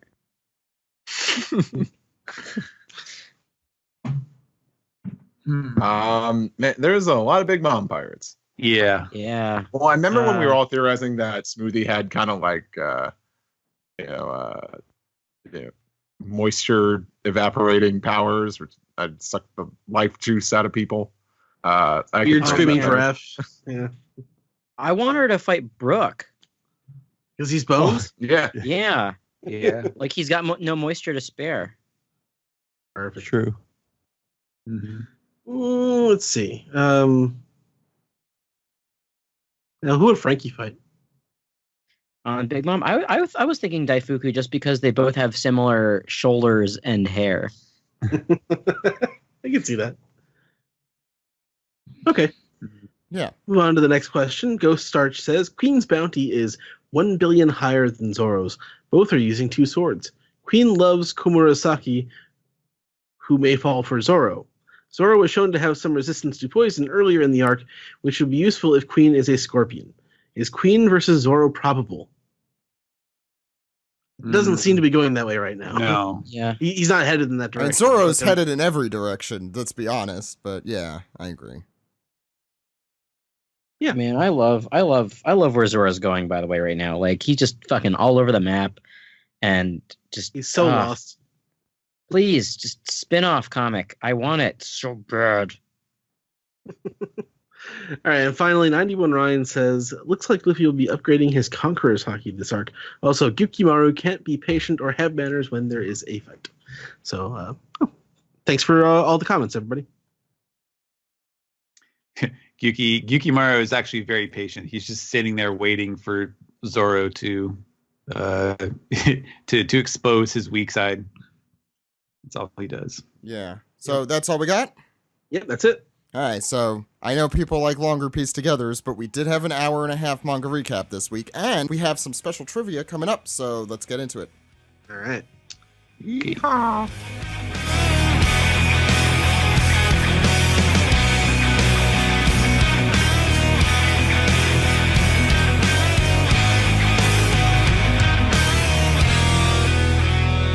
This has been episode 562 of the One Piece podcast for Sunday, March 24th, 2019. Great episode today. I want to thank Shannon and Greg again for coming on the show. Lots of fun in that manga recap. And Sam, thank you for finishing us off with the Whole Cake Island arc in the anime. Before we get into trivia, just want to remind people to check us out on Patreon at patreon.com/OnePiecePodcast, where you could check out our full-length One Piece podcast documentary from Japan that was filmed a few years back. And we also have exclusives, outtakes, and a lot more. So please subscribe if you have not. But let's go around the horn. Sam, where can people find you? They can find me on Twitter at Lucky Chainsaw. They can find me on AnimeNewsNetwork.com doing the daily streaming reviews for One Piece, Black Clover, and JoJo's Bizarre Adventure Golden Wind. I'm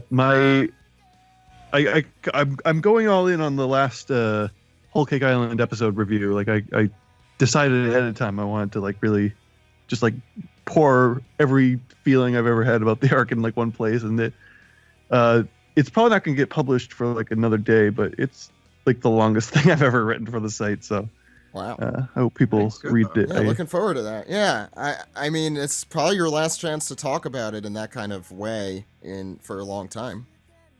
Yeah.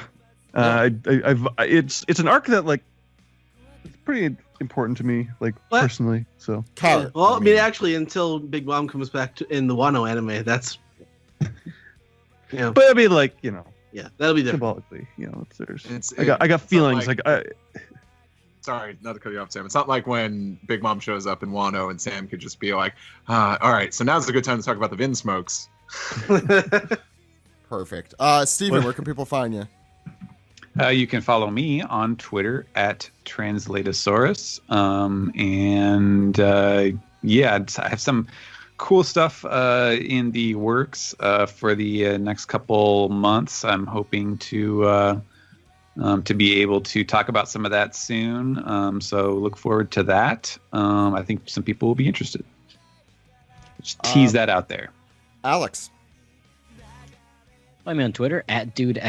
All one word. Also at Weeb Simpsons on Twitter. And you can listen to me with Joey Weiser and Scott Dryman on Toho Yaro, a Japanese film club podcast right here on the MAJI Media Network. Once a month, the latest episode we did is Funky Forest. I suggest that you get on YouTube and watch it because it's there for free. Probably not legally, but it's there. It's subbed. It's really wacky. And then come listen to our episode about it because we try to break it down. Funky Steve. I'm just navigating through the funky forest that is life. You can follow me on Twitter, Instagram. It's me, Steve Yurko. Hello. Listen to my other podcast. You could listen to Toon Sweet, the wrestling podcast I do with our good friend Doctor. You could listen to The Deep End, the Adult Swim podcast I do with Matthew J. And yeah, you know this. How far is Matt in One Piece right now? He is, I think, close to finishing the Thriller Bark. Okay, yeah. I feel like that's where Grant is too, so that's weird. Yeah, Grant's at the Starting the beginning Thriller of Bark. Starting it, yeah. Yeah, I think he surpassed Grant at the moment. Before we get to Ed, Alex, can we announce a guest that we will have in the next few weeks? I don't know if we have a specific time frame for when that interview will be published, but Yes, maybe we'll publish it next week. We had Henry Gilbert on from Talking Simpsons. He was a wonderful guest, and look forward to that quite soon. That interview that'll probably drop next week. yeah. Thank you, Alex, for doing that. I'm sad I couldn't be on, but hopefully we'll have Henry on again when he's a few more volumes through as well. For sure. Ed, why don't you take us out? Sure. You can find me on Twitter at Edward E. One Piece, also at Weeb Trailers, where I posted a lot of Pat Lieber movie trailers in the last week. Check those out. Zach, you are Zach_Logan on Twitter. The podcast can be found at OnePiecePodcast.com, Twitter.com, YouTube.com, and Facebook.com/OnePiecePodcast. OnePiecePodcast@gmail.com is our email address. One Piece Podcast is our Skype name, r/OnePiecePodcast. That's our subreddit. You can leave us some piece together there. You can subscribe on SoundCloud, subscribe on Spotify, subscribe, rate, and review on Apple Podcasts, or call us on our phone number. Zach? And that phone number is 347-497-MAJI. MAJI. That phone number again is 347-497-6254. Call anytime. Anytime. With your questions, comments, theories, or scythe puns. That's all I got. This was a really fun episode today, but I think what we really got down to here was that the real star of One Piece are Robin's bangs. So we're going to talk about the woman behind the bangs for this trivia segment and do some Robin trivia. About Robin's forehead. Robin's forehead. Only Robin's forehead. Name the four heads on Robin's forehead. No. The floor head. There's the Dose floorhead. Trace floorheads. So we're going to do some Robin trivia. We're going to do this in the style that we did our kind of the law trivia and all that, where I have some categories. It's going to be a little different. I'm not going to give you points based on the amount you get, but if the winner gets through their category, they win. And if we need a tiebreaker, the one who just happened to pick one that has more choices will win, because these have different amounts for each. Okay. So we have four categories, and we're going to that's who started this week. Ed, let's you could start. Okay. So here are our categories: aliases or epithets, basics, voices, or battles. Aliases. Okay. You're lucky. There are only 4 aliases or epithets that Robin has had. Name them. The Demon Child, Miss All Sunday. Oh man. Let's see. No one's screaming out. Um. Gonna give you 5 seconds. Yeah, I'm good. Okay. One of them, I hope you do kick yourself, Orobi. Okay, yeah. I didn't even think of it that way. And Light of the Revolution, apparently. According to One Piece Wiki, I guess that's fine. Yeah. Why not? So it was on our Beaver card. Oh, it was? Okay, good. So that counts then. Yeah. So you got 50% of that category, which is technically an F. I'm sorry. No, mine. That's about right. So, but if no one else gets above 50% for theirs, Ed, you'll win. So who went next here? Sam. We have basics, voices, and battles. Basics. Just running. Yeah, and then after. Oh no, I think I need one more category, don't I? Just realized. I think My God. Yeah. Anyway, I'll add a special category for the last person. Basics. Okay. That'll be me. Yeah, Physical yeah, it challenge. is you. Physical talent. Get up from your chair, Alex. Oh, do I have to? Sprout 3 arms, Alex. Oh man, I'll try. Oh, I gotta change my pants. I'll be right back. Okay. You said basics, right, Sam? So Yes. name Robin's age before and or after the time skip. She's 28 before. She's 30 now. Great. What is her birthday? Oh. June 12th. Nope. February 6th. Mhm. Name all 3 bounties she has had on her head. 79 million, 80 million, 130 million. Very good job. You've gotten 4 wow. out of 5, which is a percentage I will calculate if I need to. That's 80%, Zach. I love you. Love you and your ability to do that in your head. I should be able to do that. I do math a lot during the day. So who is next here? Steven, voices, battles, or mystery one I have not yet written. Let's go with battles. Robin versus Yama. That's 100% nailed it. Thank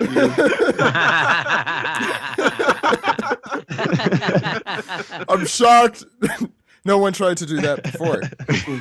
All right, battles. These are one-on-one battles that Robin has done in the series. Not one-on-one I should say one on blank, So any fight that Robin had versus opponent or opponents. So you've named one. Any others you'd like to name? Oh, there isn't an upper boundary here. There are 1, 2, 3, including Yama. 1, 2, 3, 4, 5, 6, 7, 8, 9. Oh, jeez. Yeah, Okay, there's not gonna be a all bunch of these have random been. ones, yeah. There's a lot. Not all of these were completed. Some of these were like standoffs, or but they, according to Wiki, yeah. Oh man, was there like Miss All Sunday versus Vivi or something like that? No, there was Is none that- specifically with Vivi. No, I couldn't remember if that was. Anyways, let's see. Robin. Oh man, this is rough. I guess Robin versus. Does it count if Robin versus Gladius? No. When did she No. fight Gladius? I'm just thinking of like battles in which she was in the general vicinity, I guess. I don't know. I'm tired. Let's just call it that. I'm gonna go out as a champion. Robin versus That's Yama. It's the only fight All right. that matters. Yeah. Before he quits, can I throw my hat in for that? Yeah, please. if you want. Just for fun. Because I know a couple. I have another Uh, category that I wrote down that's not bad. Well, but so go I ahead. guess Robin versus Pell doesn't count, I guess. No, it does. Okay, Robin versus Pell. Robin versus one of Annaru's schmucks. She uses twist on him. Robin No, versus that's Hammond. not there. Yes, Hammond. Hammond. Robin versus Diamante. Nope. Okay. I don't Robin think she versus ever actually fights him, How about- believe it or not. Robin versus Hakuba. That should be. Yeah, Well, Hammond no, slash he wasn't Hakuba. alone. Bartolomeo was there. So, Robin yeah, versus Hogback. No, I don't have that. Oh, right, That because was she's a with tough Yeah, Chopper. but she was on with her. Chopper. Yeah. And nothing happens in that either. Do you want me to go through the rest, or Yeah, go through the rest. Oh, Spandam. yes, that's one. Okay, yeah. The other yeah, go one's through the rest. There's so many. Tashigi Crocodile, which that is true. She fought him alone for like a Tashigi, yeah. little bit.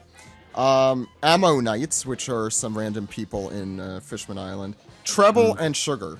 And These are those fucking like them. I wouldn't like these. This sucks because these aren't really fights. These are just No. like little. I like know, she- but I tried to make it more interesting than what Steven started with.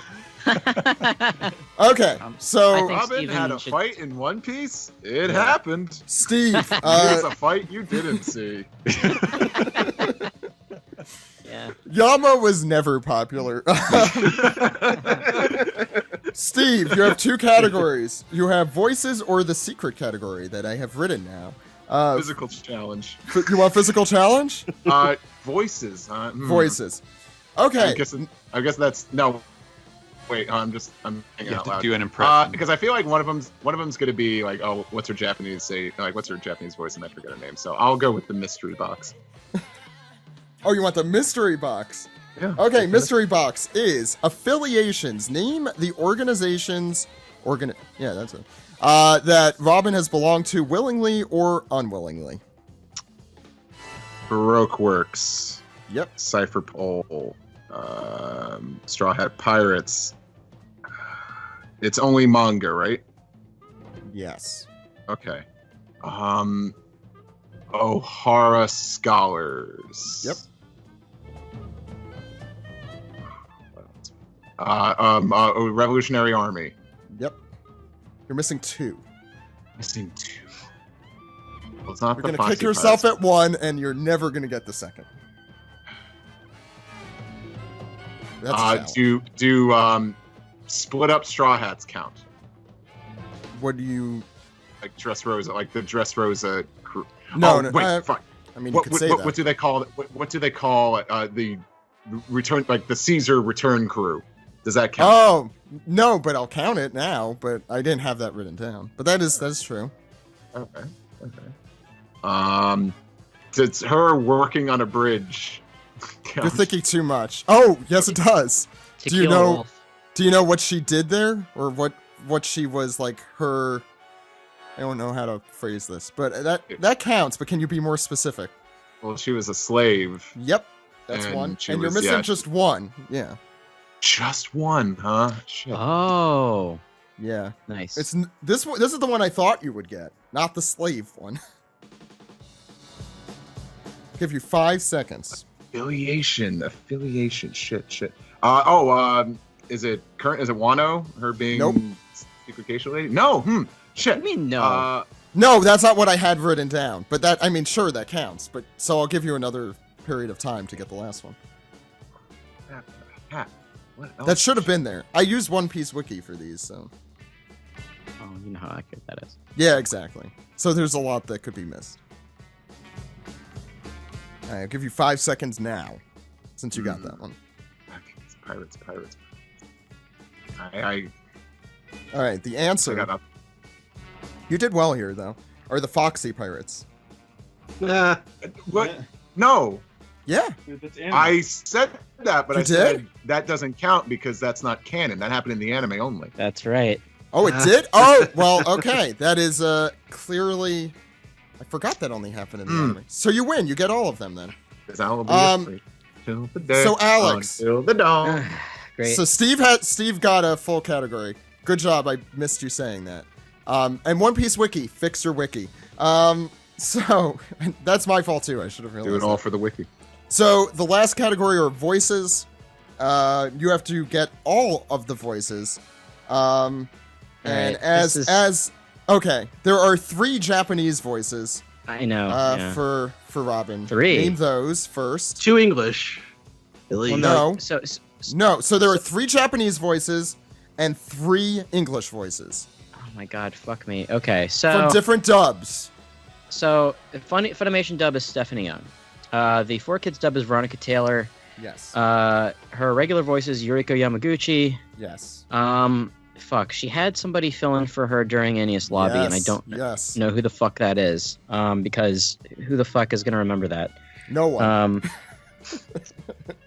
What? 3. That poor woman who picked up the slack. Oh, that Wait. poor woman. Sorry, that's a Big Lebowski reference. Oh yeah, and her little kid voice too. Fuck. Mhm. So, In both yeah, the dub and the sub. Yep. Yeah.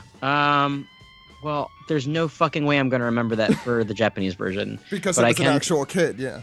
Yeah, but I can tell you it's the same kid who voiced the little girl in movie 6. So I should get fucking credit for that.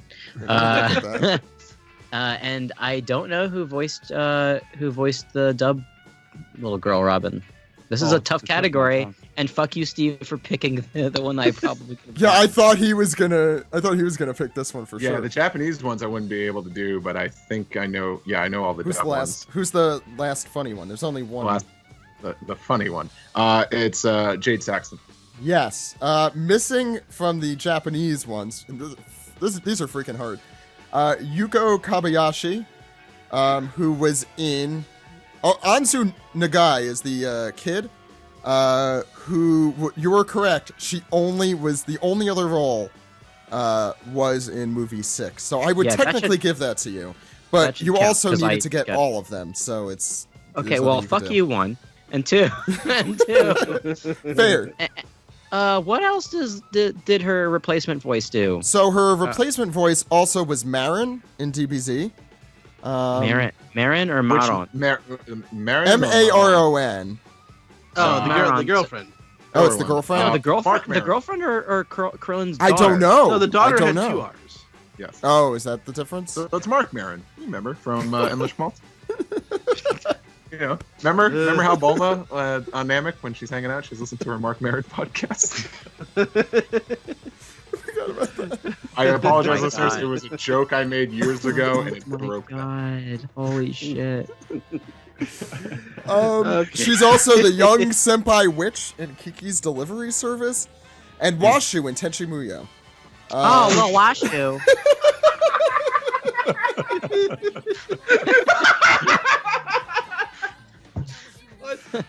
Okay, you've officially broken everyone. Give Alex the prize. I love how that always like destroys Steve. I'm actually crying. You have brought me to My hiccups voice is today squeaking. and crying. That's gonna do it for the One Piece podcast this week. We'll be back next week. I don't know what's gonna happen. My name's Zach. My name's Ed. My name's Little Washu. And my name's Lil Alex. Goodbye, everyone. Bye-bye. So Washu.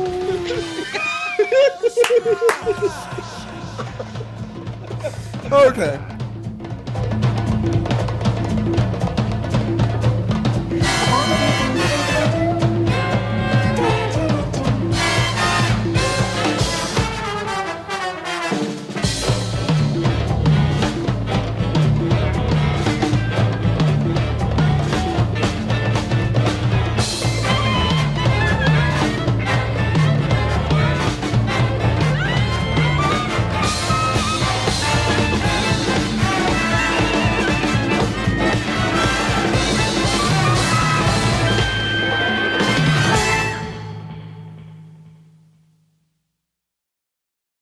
Yeah, that's Komurasaki. You can tell because she's got bangs. Robin doesn't have those anymore. Robin gave her bangs away to Komurasaki. there was a ceremony. It was a side story. It was an NSBS. Mhm. Yeah. Yeah. Robin's bangs were like, no, Komurasaki, you need to live. Robin's bang Komura- exchange. Robin's bangs just got in the way of Nappa's mouth blasts. People don't realize People don't realize that in NES Lobby, it was Robin's bangs who were saying, "I want to live." It was not Robin. Yeah. Yeah. So. Oh my God. Robin's bangs is like the one character, like screw Eneru and like everyone else. I want Robin's bangs to come back. That's when Have I'll they- get excited. Steve, have they come out with a Vivre card for Robin's bangs yet? No, they should, but I swear to God, I almost want to make a Twitter account, Robin's bangs, and I'm sure I'll get thousands and thousands. You could get that William Oh. Hung guy to sing the theme song. Robin's bangs, bangs. Robin's bangs. I will lead an army to restore Robin's bangs. It's like the Kiss Army, except it's the Robin's Bangs Army, and everybody wears like a little Then patch we'll get some on their creepy perverts. jacket. I'm like, no, you want the Bang Robin party. No, Get away that's from down us the creeps. street. That's another Weirdos. subsection. It's a cartoon character. Get a life, will you? I'm sorry, I went on an extreme tangent there. No, this that- is a great tangent. This I is what think- we do here. It was, and it's true. All of it was true.